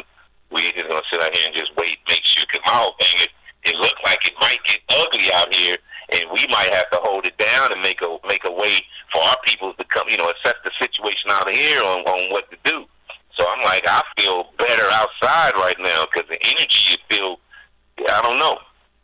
So anyway, they shut it down there soon thereafter, and so then you got loud music, people sound like they, revving up their car engines and damn near doing donuts and all in the parking lot. It just is loud. More people is coming out. More people still, once the doors open, folks are trying to push their way in. And no. Either we had to push them out, security had to push them out, pushing everybody. Then you got, Superstar. It's heavy hitters coming out. So I'll never forget, I'm standing there with my cats because I'm looking for quick shit. I'm looking for my folks to come out. And then I remember, I'm hearing people, I'm hearing the girls screaming and shit. Like, who is y'all screaming? I look up, so walking literally right by me, it was Puffy, it was Biggie, it was 112, I don't know, they whole camp walked, literally right by us, and they was shining, they was feeling good, and the thought hit me like, man, I can't believe my boy Pac just died, and these cats is all in L.A., just, living it up like everything is cool. That's crazy to me, because, L.A. that day, Pac with us. And Pac said, before then, at the studio, when he got shot in the studio, they was in on it or something. And, that was unresolved. There's tension still in the air, and I'm tripping. These cats just walk by, wow. And I just turned back. I'm looking for my guys, Anyway, I look around, and the girl is, hi.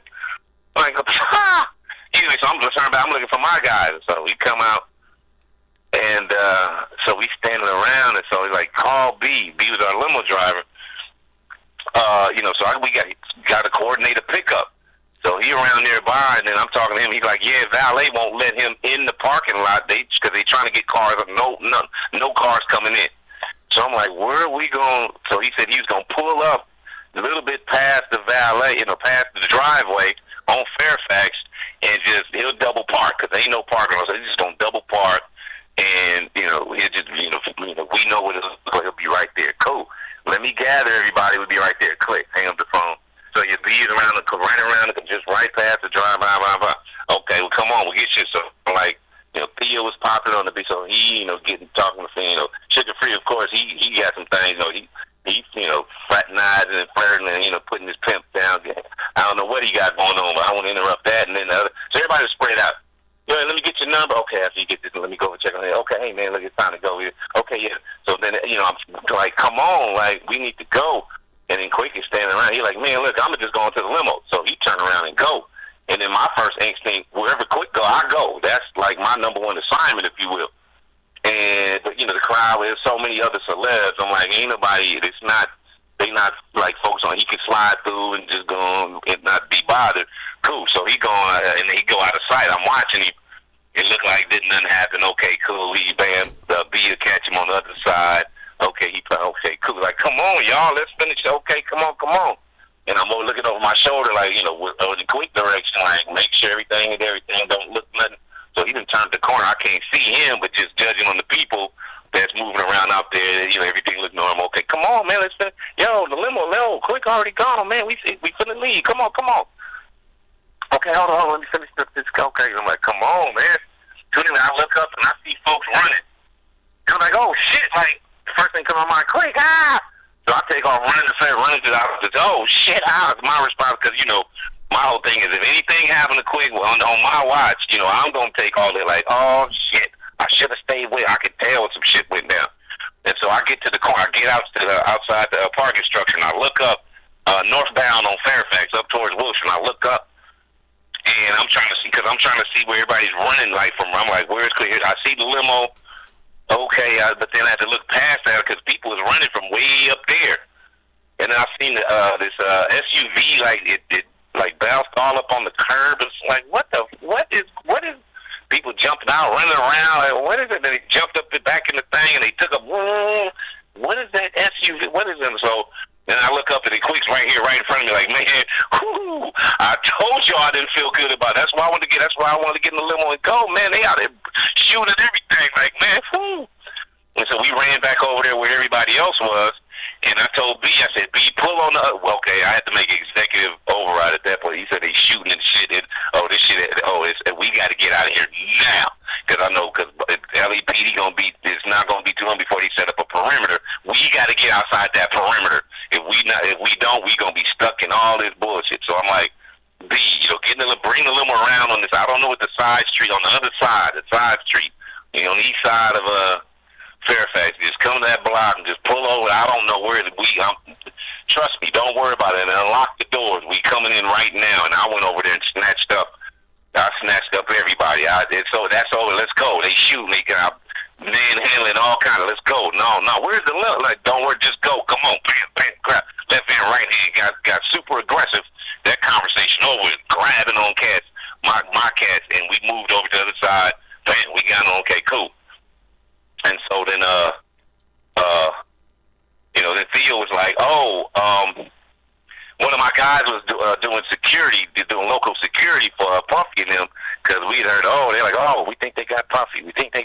Oh, my boy was doing security. He's like, so we got out the perimeter. Shoo, cool. That was, damn, man. So it was, it was like a somber energy in the limo, because like, damn, man, they shot Puffy. Like, oh, wow.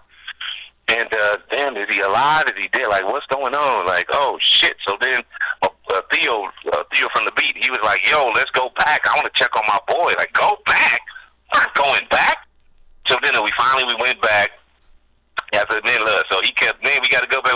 So I'm like, man, you got to, I pointed to Quick. Like, if anybody got, that's who's going to make the executive override, going to make the call. And he talks to me, it's my boy, we grew up together, but it's not like it, man, we not gonna.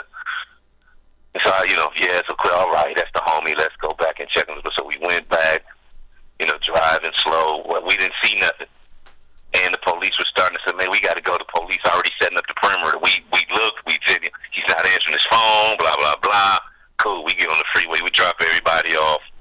Me and Quick, the last one at the house back. We go to sleep. And the next morning, it was about 4, 5 in the morning, and my brother called me, and he was like, yo, my older brother, he called me, and was like, man, you hear on the radio, they playing all this music. And I'm thinking, they playing all the Puff guys. True. He said, yeah, man, I really like that Biggie from Biggie. He said, yeah, they got Biggie last night. Biggie's dead. And I was like, no, I'm thinking they got Puffy and Biggie. He's like, no, Puffy's still alive. They just saying, yeah, Biggie was getting. Oh, we was there. Oh, you was. Oh. So anyway, so I'm like, oh, okay, I gotta go. It's official now. It's official. They didn't get Puffy, so hang up the phone. And so I had to call upstairs. So Quick was sleeping upstairs. I'm sleeping downstairs on the couch. Quick upstairs, and I'm like, yo, get down here now. I'm like. And I said, it wasn't Puffy. I said, they got Biggie. That nigga came jumping down the stairs. He came downstairs so fast and was like, yep. And he, we got to go. Get dressed. We got to go now. We got to go. And, go where? Like, it's 5 in the morning. Go where? Like, nothing's open. We got to go. Get dressed. He ran upstairs and came back like Superman jumping in the damn phone booth. Came right back like 2, 3 minutes. Damn, I'm just now giving him a shooter. Okay, Brent, grab the key, we go. No, not the bed, nothing flat. Let's go in undercover, let's go in the diesel till we get the little bucket. Okay, bam. Superintendent windows. Okay, bam, we out.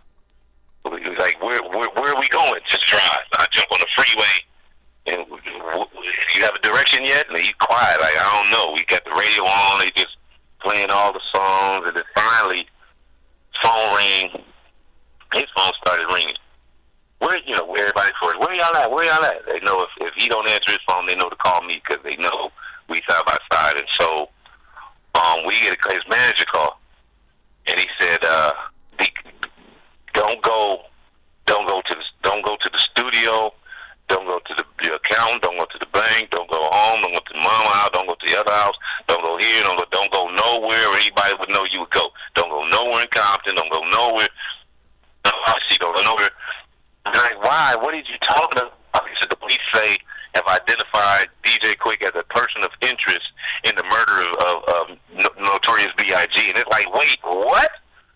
And so then it's like, well, based on what? And so they said, going all the way back, if you rewind it from the story, back when I went to, ran out to Fairfax and looked up and seen the Suburban hit the curb, and they was running around up there, and Quick's right here in front of me, and he's running back down the street like everybody. He's running back, and he's looking at me, but he's laughing like, man, see, I told you these cats was tripping. Like, man, I told you I didn't feel right about this, man. Let's go. And so it was not like laughing like, but it was like, I told you they was tripping. So then they said Ed Lover, from Ed Lover and Dr. Dre from Gillen TV Raps, they said Ed Lover seen that, and everybody knew, Suge was trying to get DJ Quick off of Profile Records to get him on the death row, because he wanted Quick and Dre and Dad and all the super producers on death row, and then they was going to be like the hip-hop Motown and all that. And so that's what was in negotiation. So they knew Quick was affiliated with Suge and Death Row, and so it was all that pro beef. And so Ed Lover, called back police cat from New York, is giving play-by-play back to the East Coast. And so the word is spreading out there, and Ed Lover, I seen like DJ Quick leaving the scene laughing. And just that one little sentence right there, all of us, because they trying to piece it together. Who was it? Who looked like, who was around? Who looked like there was who was the shoe? Like, you didn't see nothing. What did you see? Think back. What did you see? And he like, I don't know, but I know Quick was, he's supposed to be over there. He's from Compton. He in Blonde. He should, Death Row, and he supposed to be. And they like pieced two and two together, and then blurted that out live on the radio. And all of a sudden, Quick's is a person of interest. And when all of a sudden, so it's me and him, and we, Quick don't roll around with money, so it's like, wow, so we had to go underground. Because our whole thing was, we don't know what the situation is. Anytime a name brand, high profile rapper get killed, we on high alert. Like, we don't know, is it open season on all rappers? We don't know, like, what's going on? Is it because of his affiliation to this or that? Like, what, because he ain't, all up in that Death Row, the Death Row bad boy, East Coast, West Coast, he ain't with none of that. He done produced gang of tracks for a whole bunch of cats on the East Coast and done his part to, to smooth over relations and all that to make sure everything is everything. And it's like, man, it's shit. We on code red. So we ain't calling nobody. We ain't talking to nobody. Matter of fact, he turned his phone completely out. He may have threw it out the window. It's like, I don't even want it around me. So everybody know they got to call me. And so now his family calling me, the homie, like my phone blowing up, and he already said he don't want to talk to nobody. Even his mama called, and I didn't put his mama through. And I'm filtering all calls, and I'm letting those know, like, we good, he good, I got him. Like, but we underground. Where y'all at? Y'all need? No. We can't give up our positioning because we know the phones is tapped. We not going through none of that. We got to go underground, and we went underground. But then all we had, so then it was a situation. I'll tell this part of it. I had never told this part ever.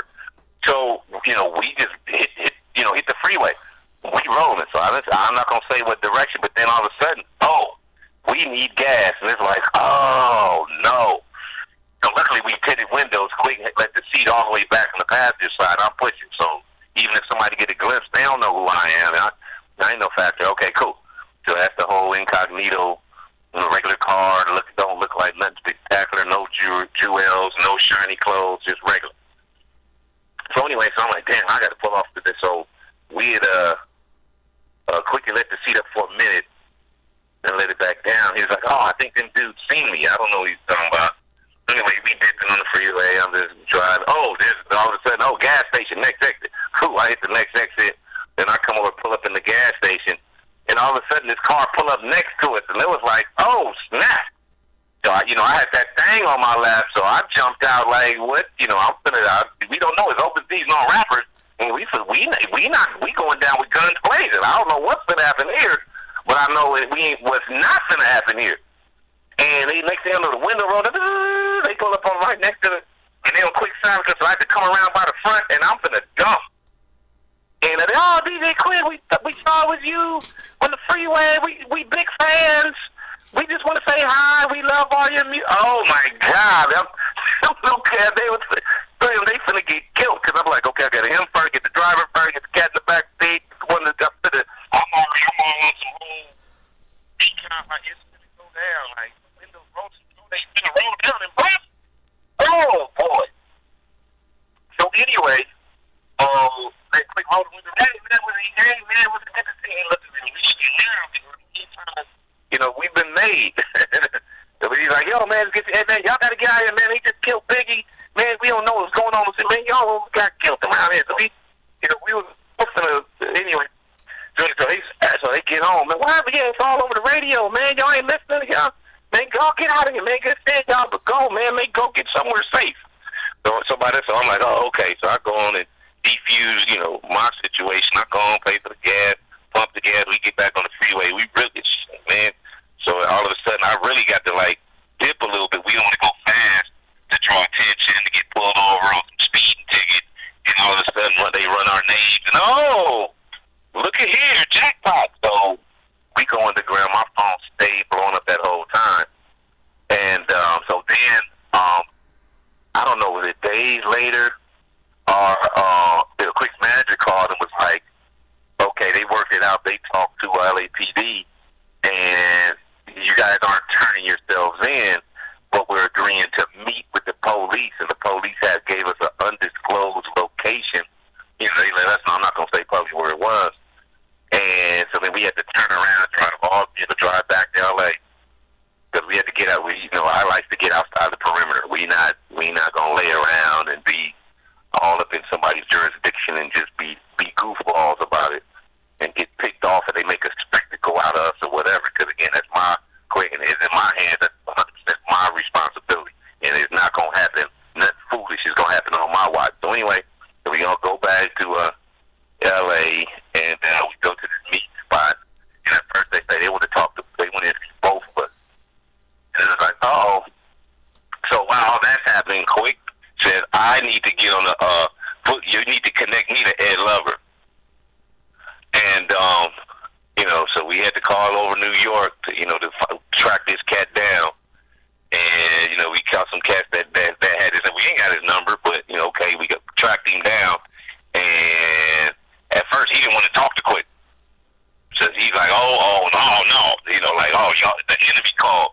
Like, the murderer called. Like, all right, I don't, what you calling me for? Oh, you gonna threaten me? No, you're not. So we don't know what he was on, but at first he rejected and refused to call. So then all of a sudden it's like, we need this. So Quick was that, I need to talk to this. No. I don't. Well, what is it about? I'll talk to these people. No. I need to talk to him. He implicated me in the murder. I need a biggie. I need to talk to him. So finally he was like, yo, man, this is serious. You implicated the guy. He said it didn't. He wasn't. You didn't see him shoot Biggie. Like, what are you talking about? So finally he was like, okay, let me talk to him, see what's happening.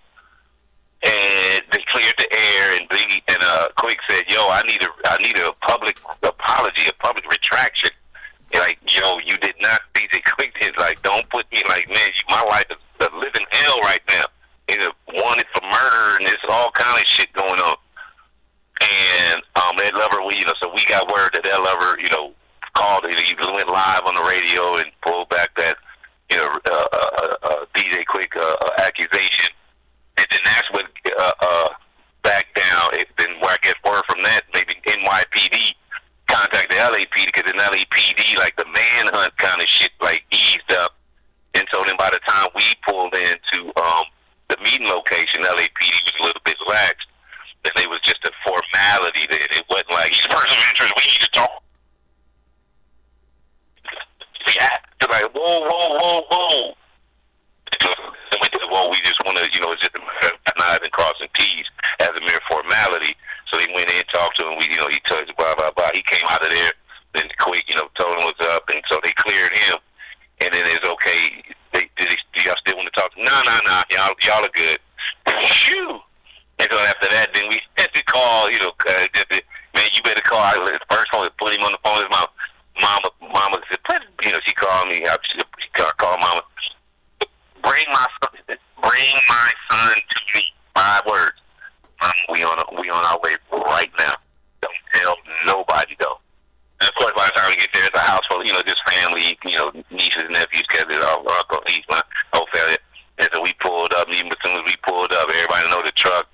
And I'm like, get in the house, like OJ pulled it up in Rocky. Get back in the house, We don't want to be, because it's still out there lingering in the air, like, shit, it was out, we don't know what's going on.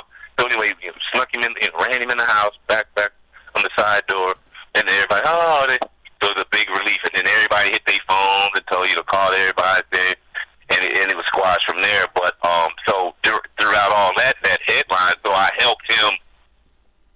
We had to, we didn't know if it was open season on rappers, so because of that, that's why we went underground, because we want to say we don't know who killed, who shit, we don't know nothing about nothing, and it's like, because it could have been Biggie, could have been Puffy, like who's next? Pop just went. It's like, what rappers could it be next? And so because of that, we went underground. Not like, we murdered Biggie and now we hiding out. And so that headline was I could get it was clickbait. Must have got some folks paid or whatever, but they kind of caused a little momentary havoc in our lives. And because Quick, name is the bigger name, it was like hectic on his life.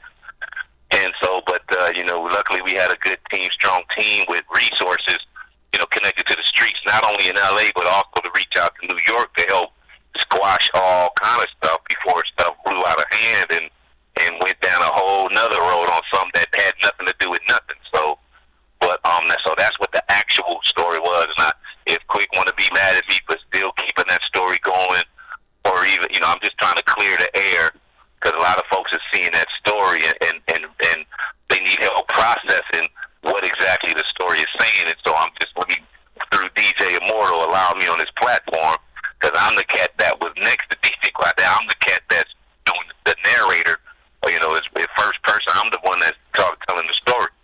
And so Quick is like, don't talk about that no more. And it's like, bro, it's part of that is my story too. And so, I could say, person A or person of interest number 1, and totally take his name out, but it's been out there enough. Folks already know what it is, and so, if you want to be mad at me, my apologies to DJ Quick for telling the truth. That's the end of that story. And also, jumping from 1997 to 99, I also noticed as well that you actually did work with one of my favorite Bay Area hip hop artists by the name of E40 on his single "Look at Me." I have to ask you, man, what was it like working with E40 back in the late 90s, and of course, just doing that song "Look at Me"? Okay, so let me be clear. I didn't work on that record. I have no idea what that record is about. All I know is I think they sampled a song that I did with Rodney and Joe Cooley, or they sampled something that I worked on, and they just, gave me credit, put me down as, my writer's credit for whatever song they sampled, and I get royalties off of that. I did not work, just like 21 Savage just did that. Him and Metro Boomin sampled Nobody Disses Me, Rodney and Joe Cooley track off our first album, the Me and Joe album.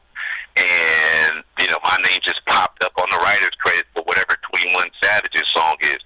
And so it's like I had absolutely nothing to do. E40 did that. Lil Wayne has done that. I get royalties. So like, what song is this? I've never even heard of it. 3-6 Mafia did it a couple of times. It's like, man, these names just popping up. And it's like, I didn't have nothing. I didn't negotiate that. I didn't sign nothing to clear none of these joints. Like, what is going on? So I'm like, yeah, I got, money bags still out there that, hey, man, y'all need to holler at me. But I'm like, in the name of hip-hop, even we was sampling records, back in the days, day one, we wasn't clearing. That was it, because it wasn't no sample law. And then when the sample laws came in, it was like, oh, that's switch, hip-hop had to switch style up. But, so now I look at that like, oh, man, that's hip-hop being hip-hop. But, it's great that they, add my name, give me my name, my writer's credit. So that goes to my royalty, but I didn't have nothing to do with that E40, so I've never heard it before in my life.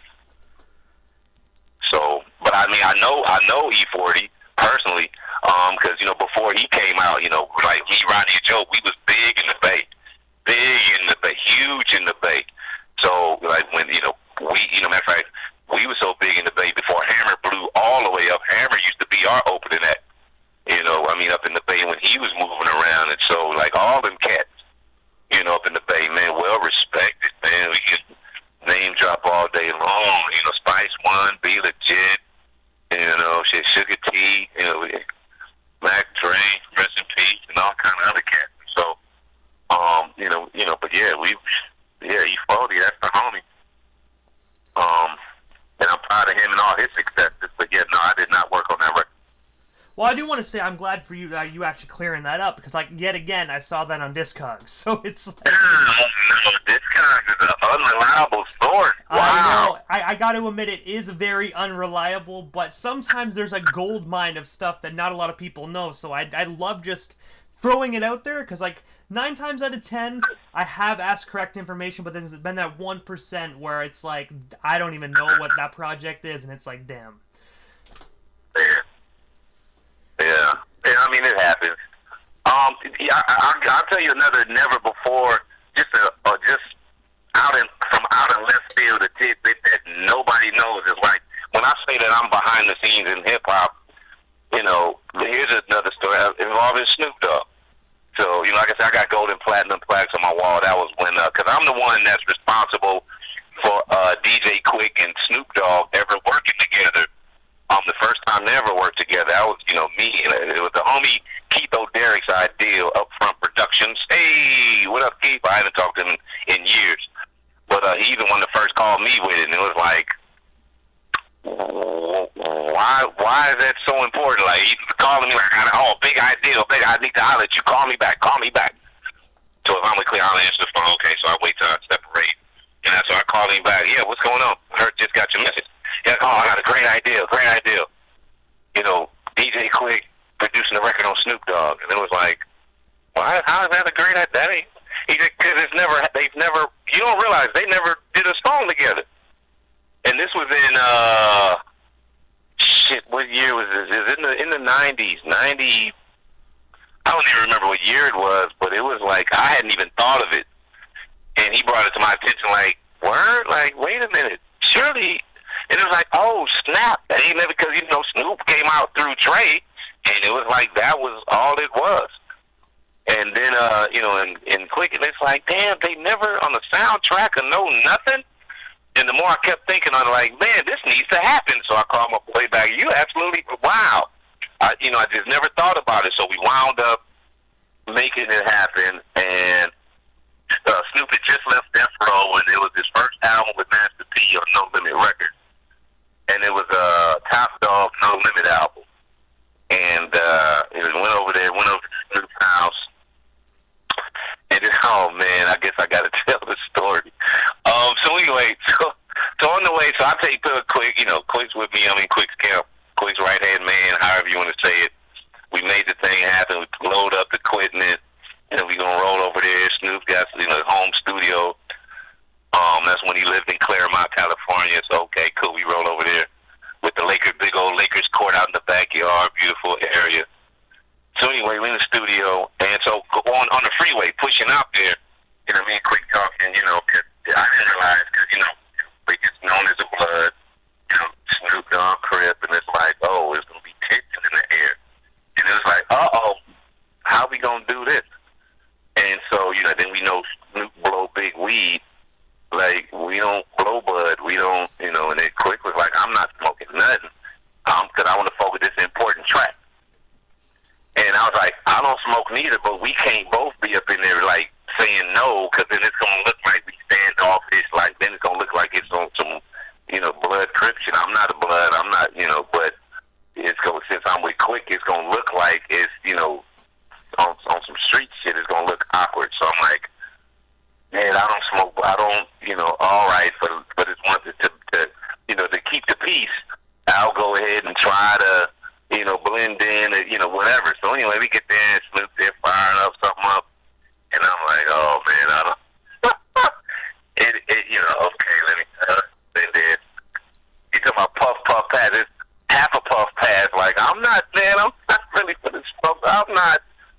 Snoop Dogg grade level 2? Oh no! So I'm hurrying up past them. So there's some more homies fall through. That's with Snoop, and it's like it turned into a session, and it I don't understand because like everybody rolls something put smoke in the air, and then it's like everybody's puff. So man, I got one in my hand.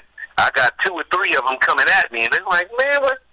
I don't understand the etiquette. I don't smoke. Why don't y'all just roll and just smoke? Everybody keep their own thing. Why is it too much? Like, I have to pass the here. You take this one. Let me get that one. I'll say no to that one over there, and then you give me that one over here. Matter of fact, here, you take that. It's just like, man, just rotation going. I don't understand all this. But I'm trying to keep the peace. So anyway, it comes to this point where Quick say, "Oh, General, go to the truck and get me the woo-woo-woo-de-woo." To this day, I don't know what equipment he asked for. And it was like, okay, yeah. Okay, because we packed it up with a whole bunch of different things because he wanted whatever. Okay, cool. And the next thing I know, like, it was some 5-10 minutes. I don't know how much time passed. Quick came back over there and was like, come in the back of the room, just in the neutral cut, trying to keep eyeballs on everything. And Snoop and Quick is up there by the mixing board, and then the engineer in the middle. And so then Quick come over again. He said, "You gonna get it?" And I said, "Get what?" That nigga Snoop started laughing so fucking loud. It was like, oh, I'm embarrassed at the camp. I think I am high. Maybe I did. Man, I'm like Bill Clinton. I did not inhale. And I'm like, but maybe there's some home or something throwing me off. And I'm like, let's General, keep your composure. Keep the composure.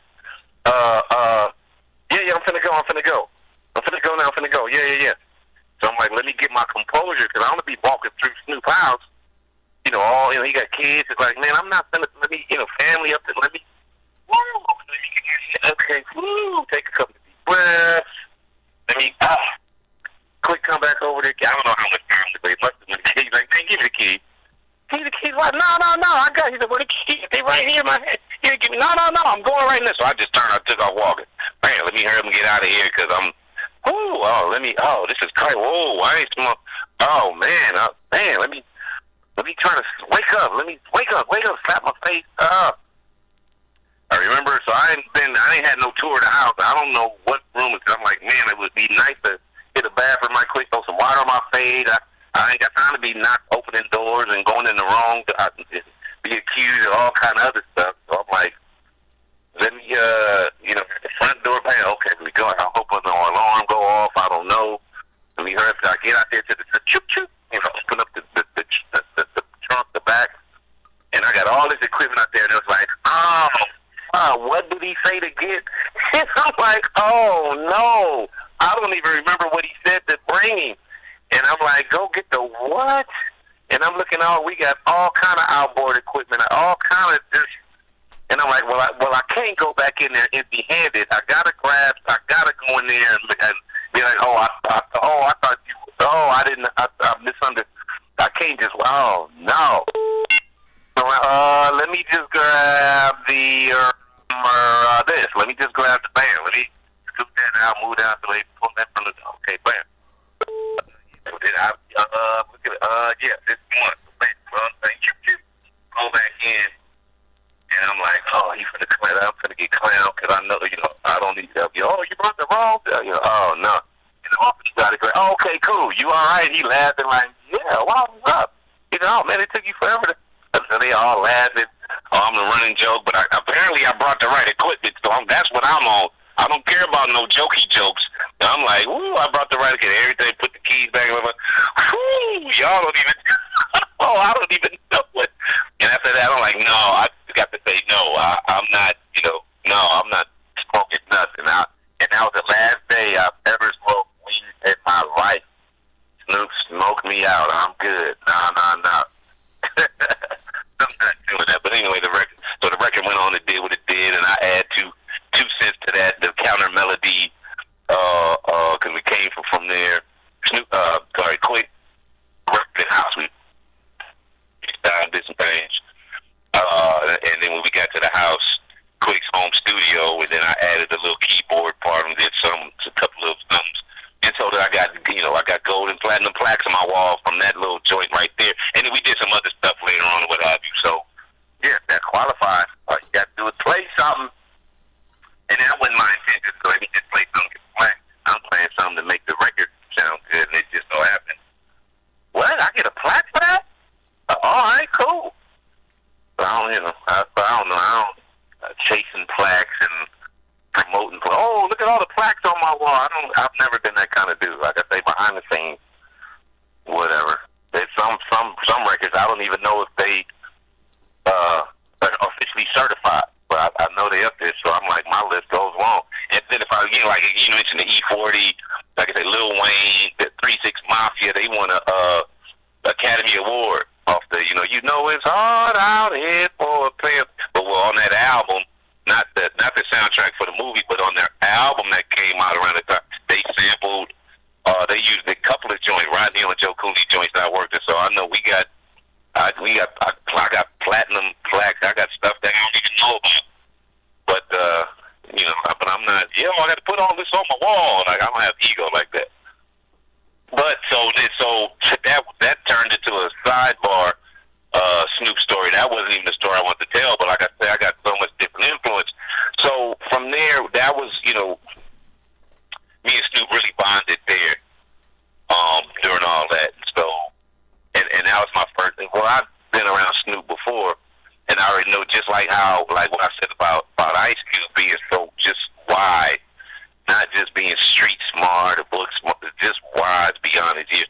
Same thing with Snoop, like his just wisdom, and it's the certain way that he approaches.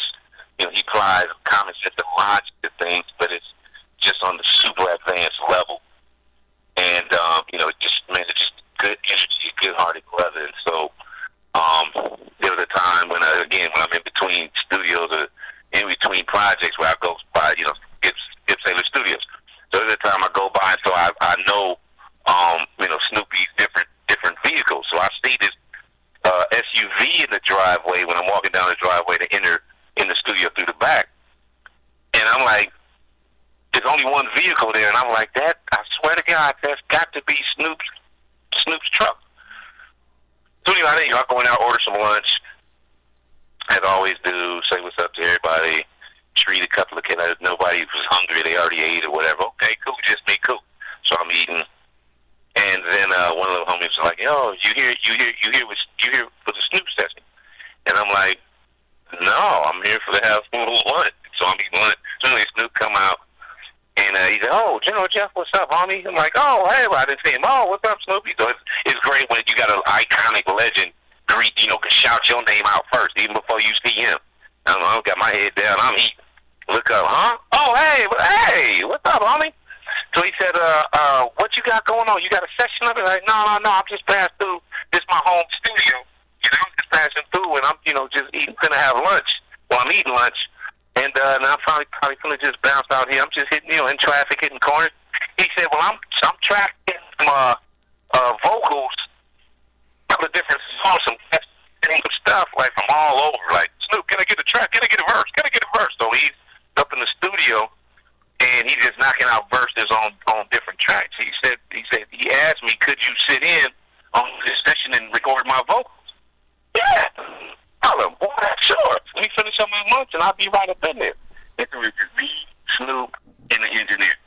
And I don't know, 5 or 6. I mean, I don't know how many different tracks he worked on. I never heard an artist. I don't know what it was, and so. And I'm like on it because I'm letting you know, like, man, I'm not just gonna kick back. I mean, you won't be in the room. I'm gonna add my 2 cents up in here, and I'm not just gonna let you, put no boo boo out. And he was like, "Yeah, cuz, that's all right. That's what I want. That's what I want." Great. So long as we got that understanding, and I'm not trying to overproduce or I'm not scared. I'm gonna say something. If it ain't, I mean, if you doing your thing and it's all great. But if I'm gonna feel free to understand that if it ain't right. I'm gonna say something. He's like, all right, cuz, cool. So I go up in there, and I'm really like, hold on, cut. No, that's whack. Don't do that over, because you do. It ain't enough this, ain't enough. Whatever, do you need to go smoke? After a couple of takes, cut. No, that wasn't it. A couple of, you need to get smoke? Yeah, let me get a smoke break. We'll come back. And he started knocking shit out. Oh, man, that dude is so prolific. Some of that stuff he was just freestyling, and some of the, hold on, that.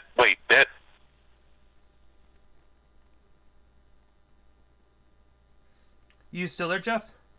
I'm going to say one thing, then I was going to, no, punch me in, and we could, okay, so we got all that, bam, bam, bam. And it was the first time, so that's me and Snoop, first time I got to work with him by himself, and so that's when I'm like, oh, I can see Snoop is a true artist.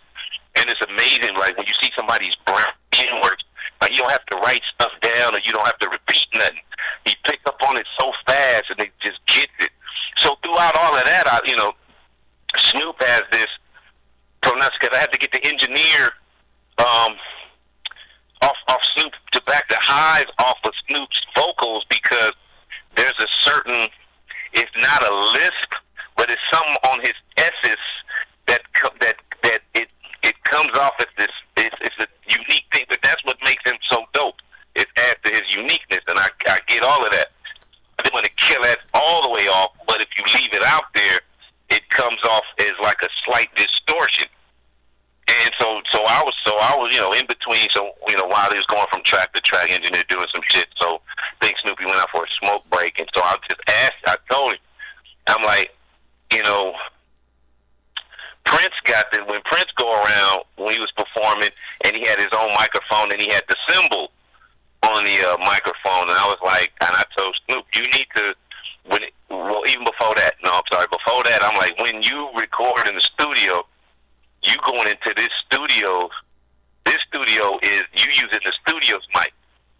You got enough money, you need to find your mic, like what mic your vocals sound the best at, and you need to buy that microphone. Like, you can go to, we used to go to West LA Music studio, kind of like a Guitar Center, but it was independent out here in LA. They went under because of the economy. But, like, go up in there and they, go see my boy. They'll set up a mic, and you can test different mics. And if you need, take an engineer, take somebody that know what's going on, and they'll find you your mic, like what your yourself, your own vocals sound good. It may whack to everybody else. Go get a quality mic that you sound good. Buy that mic, and every time you do a studio session, whether it's on an album, a soundtrack, a overdub, whatever it is, you only record on your mic. You get a couple of them, so you can always travel with your mic, so that way you maximize your voice and how you sound. And Snoop absolutely loved that fucking ideal. He was like, oh, shit, General Jeff, that's the shit. He's like, I'm going to do that right away. Thank you for that one, cuz. Like, cool. So then I was like, and I take it to another level. Prince has, when he performs, he has that special mic where it's got his logo on the front. I'm like, you might want to do that too. So the same thing in concerts. You only perform on your mic. And then, like, maybe, Prince got a symbol, but you might, I don't know what your symbol is. Your logo, your name might be too long, but so everybody knows that's your microphone, that's Snoop's mic. And only spit bars, whatever you do, even if you get featured on somebody else's concert, and you're only coming out for one verse in one song or something, hook up your mic. That showcases and enhances your skill set, your verbs, to the best of its ability. And then that's when Snoop came out with the microphone with the weed plant on it, the weed symbol on it. Like, that's General Jeff's side. The people don't even know the backstory. And so, you would have to interview Snoop to validate that one. But, so it's all kinds of things. Like I say, I've done stuff behind the scenes that folks don't. I mean, there's so many little tidbit stuff here and there. And it's not like, oh, let me give Snoop this idea so I get paid. No, that's for the betterment of hip hop. And so Snoop would sound better on his records as an artist. Snoop would look better on, sound better on stage for the concerts, so that the fans could appreciate it. And then it'll help his image and all You know what I mean? So I'm just all about helping hip hop. And there's so many little things. I can't even think of all those stuff over the years. And so Nothing. Like I say, flip the script. Like every time I flip the script, that General Jeff created, I created that way back. I used to write screenplays and movie scripts, and when I wasn't doing hip hop stuff. And matter of fact, with DJ Bobcat, he came off tour with LL, and he was hanging with me. And matter of fact, he had just bought a new house. And he was calling me every day because it's right down the street. When I was staying in Studio City, I was with Ronnie and Joe Cooley. When we was in between albums, and I remember Bob called me because he had just came off tour, and he was like, yo, General, what you got going on tonight? Oh, man, I ain't got nothing going on. I'm just sitting here writing, working on some stuff. Okay, cool. Well, let me rent your car from you. What? And I'm thinking he calling me like, what you got going? You want to roll with you? We going to go somewhere together? He's like, nah. Let you rent my car. Like, my Benz? My brand new Benz? Like, nah, I don't let. Nah. So he's like, first it was like, what you doing? Like, let's go out. And he's like, we all gonna go out. And it was like, damn, I really didn't want to go. He called me back. I was like, well, let me just borrow you. Let me rent your Benz out. First it let me borrow. Like, nah. He said, let me rent it. Nah. So then it was like, damn, Bob, you funny. You flipping calling me, flipping the script. I thought, we all was gonna hang. Now it's just you and the female. Like, you flipping the script about this. But he said, what did you say? You flipped the script? He said, oh, that's sporty. That's catchy. Need to make a song out of that. And I didn't even pay no attention. He said, oh, man, I'm going to take that back to New York. And, blah, blah, blah. And so I created it, and Bob, passed it out there. And it was like, then I started hearing nowadays, it's all in movie scripts. It's all in popular vocabulary all over the world, and dictionaries, and, ebonic phrases and sayings. It's like, folks don't know the true origin. That one's mine. But, that kind of stuff, I have no proof. I just know the true behind the scenes story. And so, but it's so much, man. Another one is I'm just touching on a little story that I've never told before in Sugar Free. Like, we was at Sugar Free, the Whistle song. It was so again when we coming out with this new record label called Shepherd Lane Records. A couple of cats' last names that one of them was Quick's boyfriend. That we waited. Told you earlier, we waited 3 years, 3 years. We waited for Sugar Free to get out the pen, and then there's this studio session where you need a number 2 pencil and a nickel. So anyway, so that was we went on worked on Sugar Free that, but then we had we did like a compilation album with different artists. So Sugar Free was out by then, so he was a top act. We had this new artist, Mossberg, rest in peace, and a whole bunch of other stuff. And so we were working on this song, a new song for Sugar Free. So it was me, Quick, and Sugar Free in Quick's home studio. And so Quick had made a beat, the whole dope, super dope beat. Free trying to figure out the lyric, how it's gonna go. He got full of stuff in his head. He just got to piece it together. What's going to piece together with what? So anyway, Quick took a break. He went in the kitchen, was kicking. He was a home studio. He went in the kitchen, cooked some stuff. He's in the other room because I knew he was in the living room. And I could have good acoustics in there. The garage was 2 guys. Well, what is all this? We had to put so much soundproof in it. We nothing to do, man. Damn, it's so funny. The living room sound better than the garage. Matter of fact, let's move all the equipment into the living. I don't know no other cats that would do. That was amazing, but that was a good call.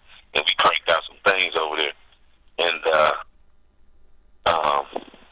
Quick was working on that Yamaha O2R and had that board sounded great. Oh, Quick genius, know how to work that board. So anyway, so then we had some other equipment laying around. So then there was I forget what keyboard it was, but I got some headphones put in there. So I'm like, okay, let's take it, but let me just work on I didn't work on my fingering, my keyboard fingering. I feel rusty. Let me just around, play some things. And so the beat is going, it's looping. Quick got a long loop on the track so that Free could get his verses tight. So I'm just playing along, doing whatever.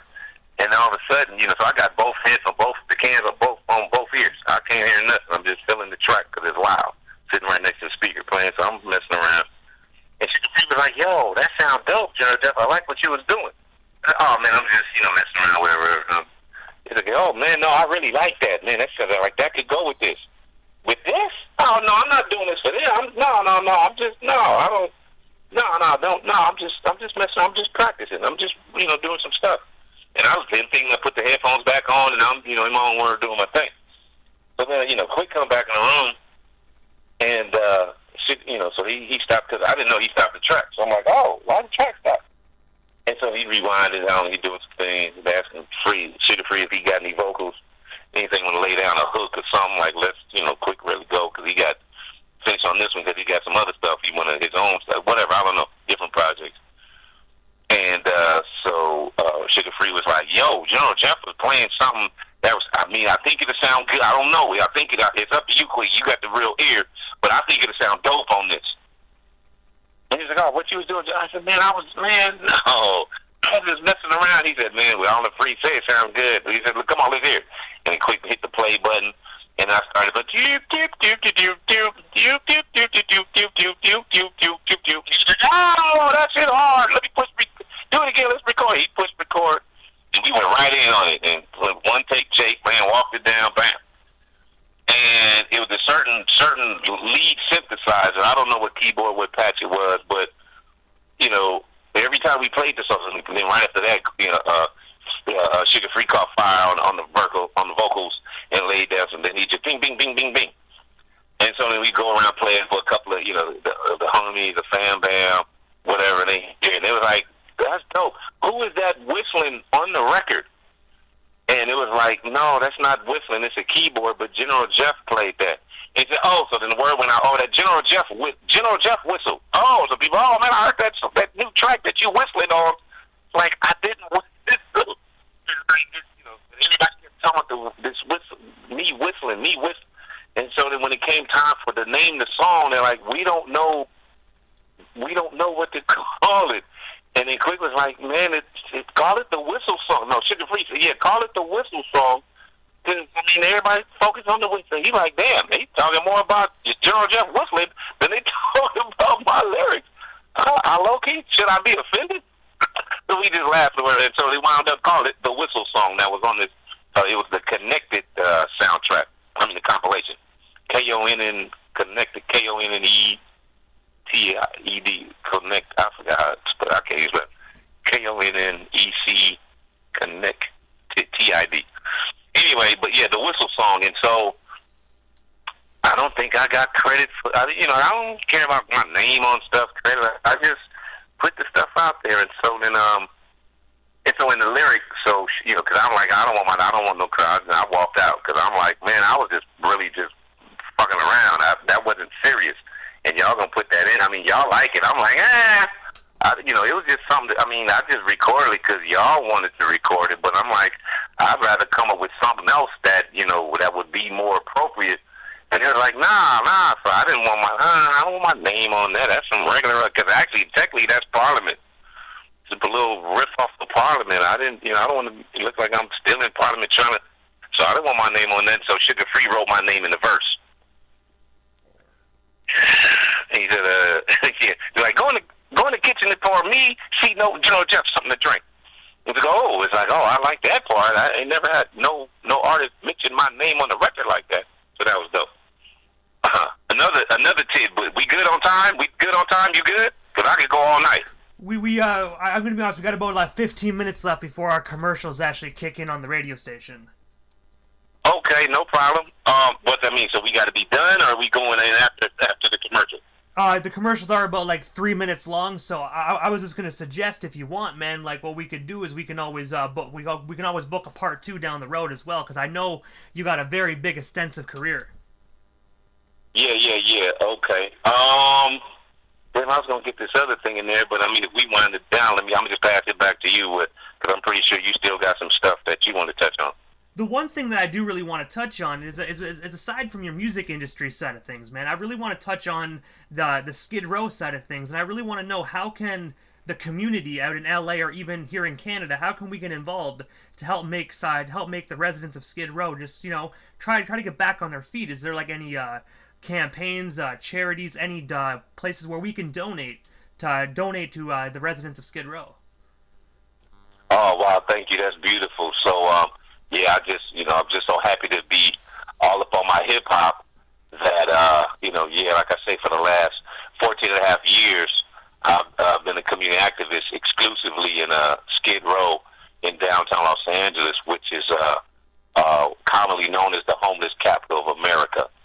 And in Los Angeles County, the reports are that there are about 60,000 homeless folks. So there's homeless folks all spread out in Los Angeles County. There's 88 cities. City of Los Angeles is just one of them. And so all across, so in the city of Los Angeles, they say they've probably got about close to 40,000 homeless in LA City. And so the centerpiece is just on the eastern side of downtown Los Angeles, just east of all the skyscrapers. And so Skid Row. And, I'm born and raised in LA, South Central LA to be exact. Crenshaw District. But, and so my whole thing is they don't need, when I wanted to walk away from hip hop and give back, I tried to start out by giving back in my hood. But, this is way before pre-Nipsey Hussle, rest in peace. I'm so proud of what that brother was doing. But that's like what I was trying to do way back in the 80s and early 90s. It just didn't resonate, or I did not put that solo album out to get name up there that had a little more respect that I could have moved more now. But, so I tried to do what I could. But anyway, so from out of that, there was one of the youngsters was like, "Oh, gee, I see you got a big heart. You want to really help people. If you really want to help people, you should go to Skid Row and help the homeless people." And, I'm like, "No, I'm not trying to do all that. I'm trying to help the hood because I want to help where I'm from. That'll lead by example, and other cats in the rap game will help, from where they're from." So anyway, I wound up, let me go see. I couldn't because the gang situation was too strong. It was like I couldn't get cats in the same room on no peace treaty tip for a long period of time. And so I'm like, let me go see what this Skid Row thing is about. So long story short, here we are 14 and a half years later, and, well respected in these streets. I go up to City Hall, the mayor, the city council, all those folks, know, like, I'm a force to be reckoned with when it comes to this Skid Row and homelessness. And so we are in the process of creating the Skid Row Neighborhood Council, our own governing body, to where we can, since they won't give us a seat at the table, at the decision-making table, it's like, well, fine, well, let's create our own table and then invite them to our table on a legal standpoint, on a legitimate, valid decision-making table. And so in the city of Los Angeles, there are 99 neighborhood councils across the city, and so we're in the process of creating the Skid Row Neighborhood Council, and I'm the chair of the Skid Row Neighborhood Council Formation Committee, and we got other members in our community. So folks, if they really want to help us directly, because it's one thing to help the nonprofits, the big missions, the shelters and all that. I'm outspoken against a lot of those folks because they're poverty pimping. As long as homelessness exists, they continue to get paid. The CEOs and executive directors are making, in Skid Row alone, are making, six-figure salaries as high as $200,000 and $300,000. And so that money that's supposed to be going to the people or for the people, is getting intercepted and redirected. And so if folks want to give to us on the streets, on the front lines directly, the Skid Row Neighborhood Council, we have a website. It's the skidrowneighborhoodcouncil.com. Go to that website, and there's places to donate directly to us. We have a legal fund that because we need, we can't do this, start this governing body by ourselves. So we have linked to a fund. It's called Fundraisers, the website, and we have a legal campaign to help with our legal fees as we fight to create this. We're fighting against the powers that be to create this governing body that's where homeless folks can have a say-so in our futures and other leaders. And so also, too, there's a community activist organization. There's a bunch of them in Skid Row that, we're talking about community-based, what they call a community-based organization, CBO. But we call them resident-led, in the streets on the front lines. And so there's one called Los Angeles Community Action Network. LACAN is the acronym. And so they have a website, and they're here in Skid Row, and they do a lot of wonderful work. I have an organization. I don't touch money because I don't want folks to think I'm, trying to get paid off of homelessness and all of that. So, but, I've been 14 and a half years. It's like it's difficult to, sustain our efforts on a high level, without the significant funding. And so, even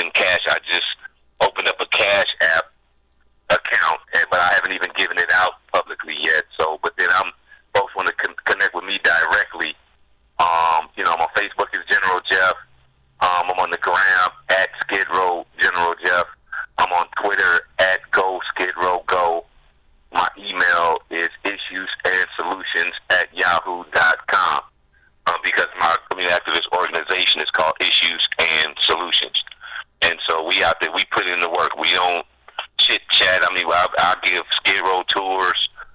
My shortest tour in Skid Row was 20 minutes, like on somebody's lunch break, and the longest was a student from Rice University flew out here for my tour. 6.5 hours. We walked the whole entire blocks. Skid Row is what we call the nooks and crannies.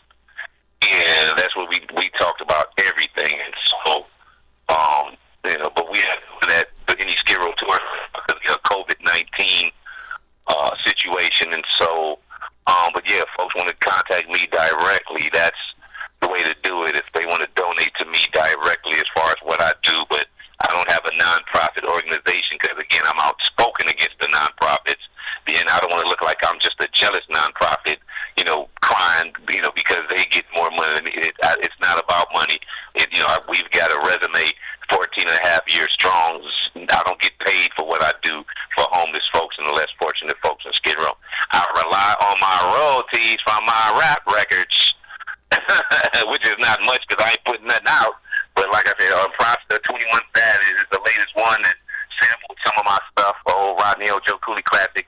Nobody disses me. Nobody disses me. And that's with that same keyboard that the Everlasting Bass was. That's the only two joints in hip hop history that have used the secret keyboard that no one knows about. And quickly before we wrap things up, the one question I want to ask pertaining to Skid Row is because a lot of people they don't really think that homelessness is a problem in Los Angeles. So I want to ask you, from what you know, how many residents are in Skid Row? Like how many individuals do you know of?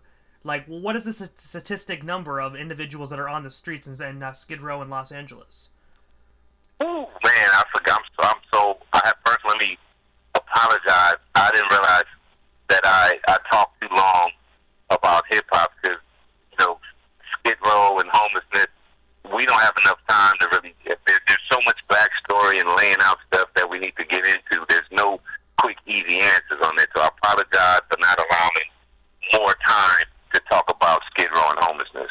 Okay, but so the thing is, the parameters about Skid Row and homelessness come from Washington, D.C., set by the Department of Housing and Urban Development currently right now. The current presidential administration that's going out the door, Dr. Ben Carson, is holding that seat. So the thing is, the reason why I mentioned that department is called HUD, H-U-D, is because they set the definitions of what's defined and what qualifies as homelessness. So it's not just people outside on the sidewalk. It's that plus if people are living in a mission or shelter, that's not permanent housing. That's not a housing with keys. So that qualifies as homeless. Just because they're indoors, it's still homelessness. And so they have all these. If you're couch surfing, if you're sleeping, couch surfing like you bouncing around from this, staying with this family member or this friend to that friend, sleeping on couches, sleeping on floors, sleeping in the back house, or sleeping in the garage. All of those are new definitions that qualify as homelessness. So based on that, and you're talking about the Skid Row area, which is 50 city blocks, 3rd Street to 7th Street, and then Main Street to Alameda, the numbers, I haven't personally counted them, so, but at face value, the numbers are anywhere from 10 to 15,000 in Skid Row alone. So I want to say to everybody, if you want to know more information, make sure you hit up General Jeff. If we can, one more time, where can they actually find you social media-wise? Yeah, on Facebook, I'm General Jeff. On Instagram, it's at Skid Row General Jeff. On Twitter, it's at Go Skid Row Go. My email address is issuesandsolutions@yahoo.com. One word spelled all the way out. issuesandsolutions@yahoo.com. And other than that, you got to find me in Skid Row in the streets. And I gotta say, General Jeff, thank you so much for just giving us 2 long hours of your time, man. I gotta say, I was loving the hip-hop stories, man. I really was. And I most definitely will hit you up soon, and we definitely have to do a part 2, because I'm not gonna lie to you, I didn't want the hip-hop stories to end. I was sitting here, and I was loving story time, man. But I want to say, General Jeff, thank you so much for taking the time out of your busy evening and just coming on my radio station and shedding some light on some of the great stories that's solidified within West Coast hip-hop history. No, indeed. I appreciate it any time, man. It's good to reminisce. Actually, it takes a break talking about hip-hop to go away from, homelessness and Skid Row and all of that. And, like I said, Uncle Jam's Army, I'm one of the lead rappers. We, back in the studio working on some new material. So, I'm excited about that because I've actually picked up the pen and paper with doing that. So we got some new stuff to talk about. I look forward to talking with DJ Immortal soon on Outlaw Radio. Most definitely. I gotta say, General Jeff, thank you again, and most definitely have yourself a wonderful night. And be safe out there in Los Angeles. We most definitely shall chop it up soon. Indeed, brother. Thanks for having me. Peace.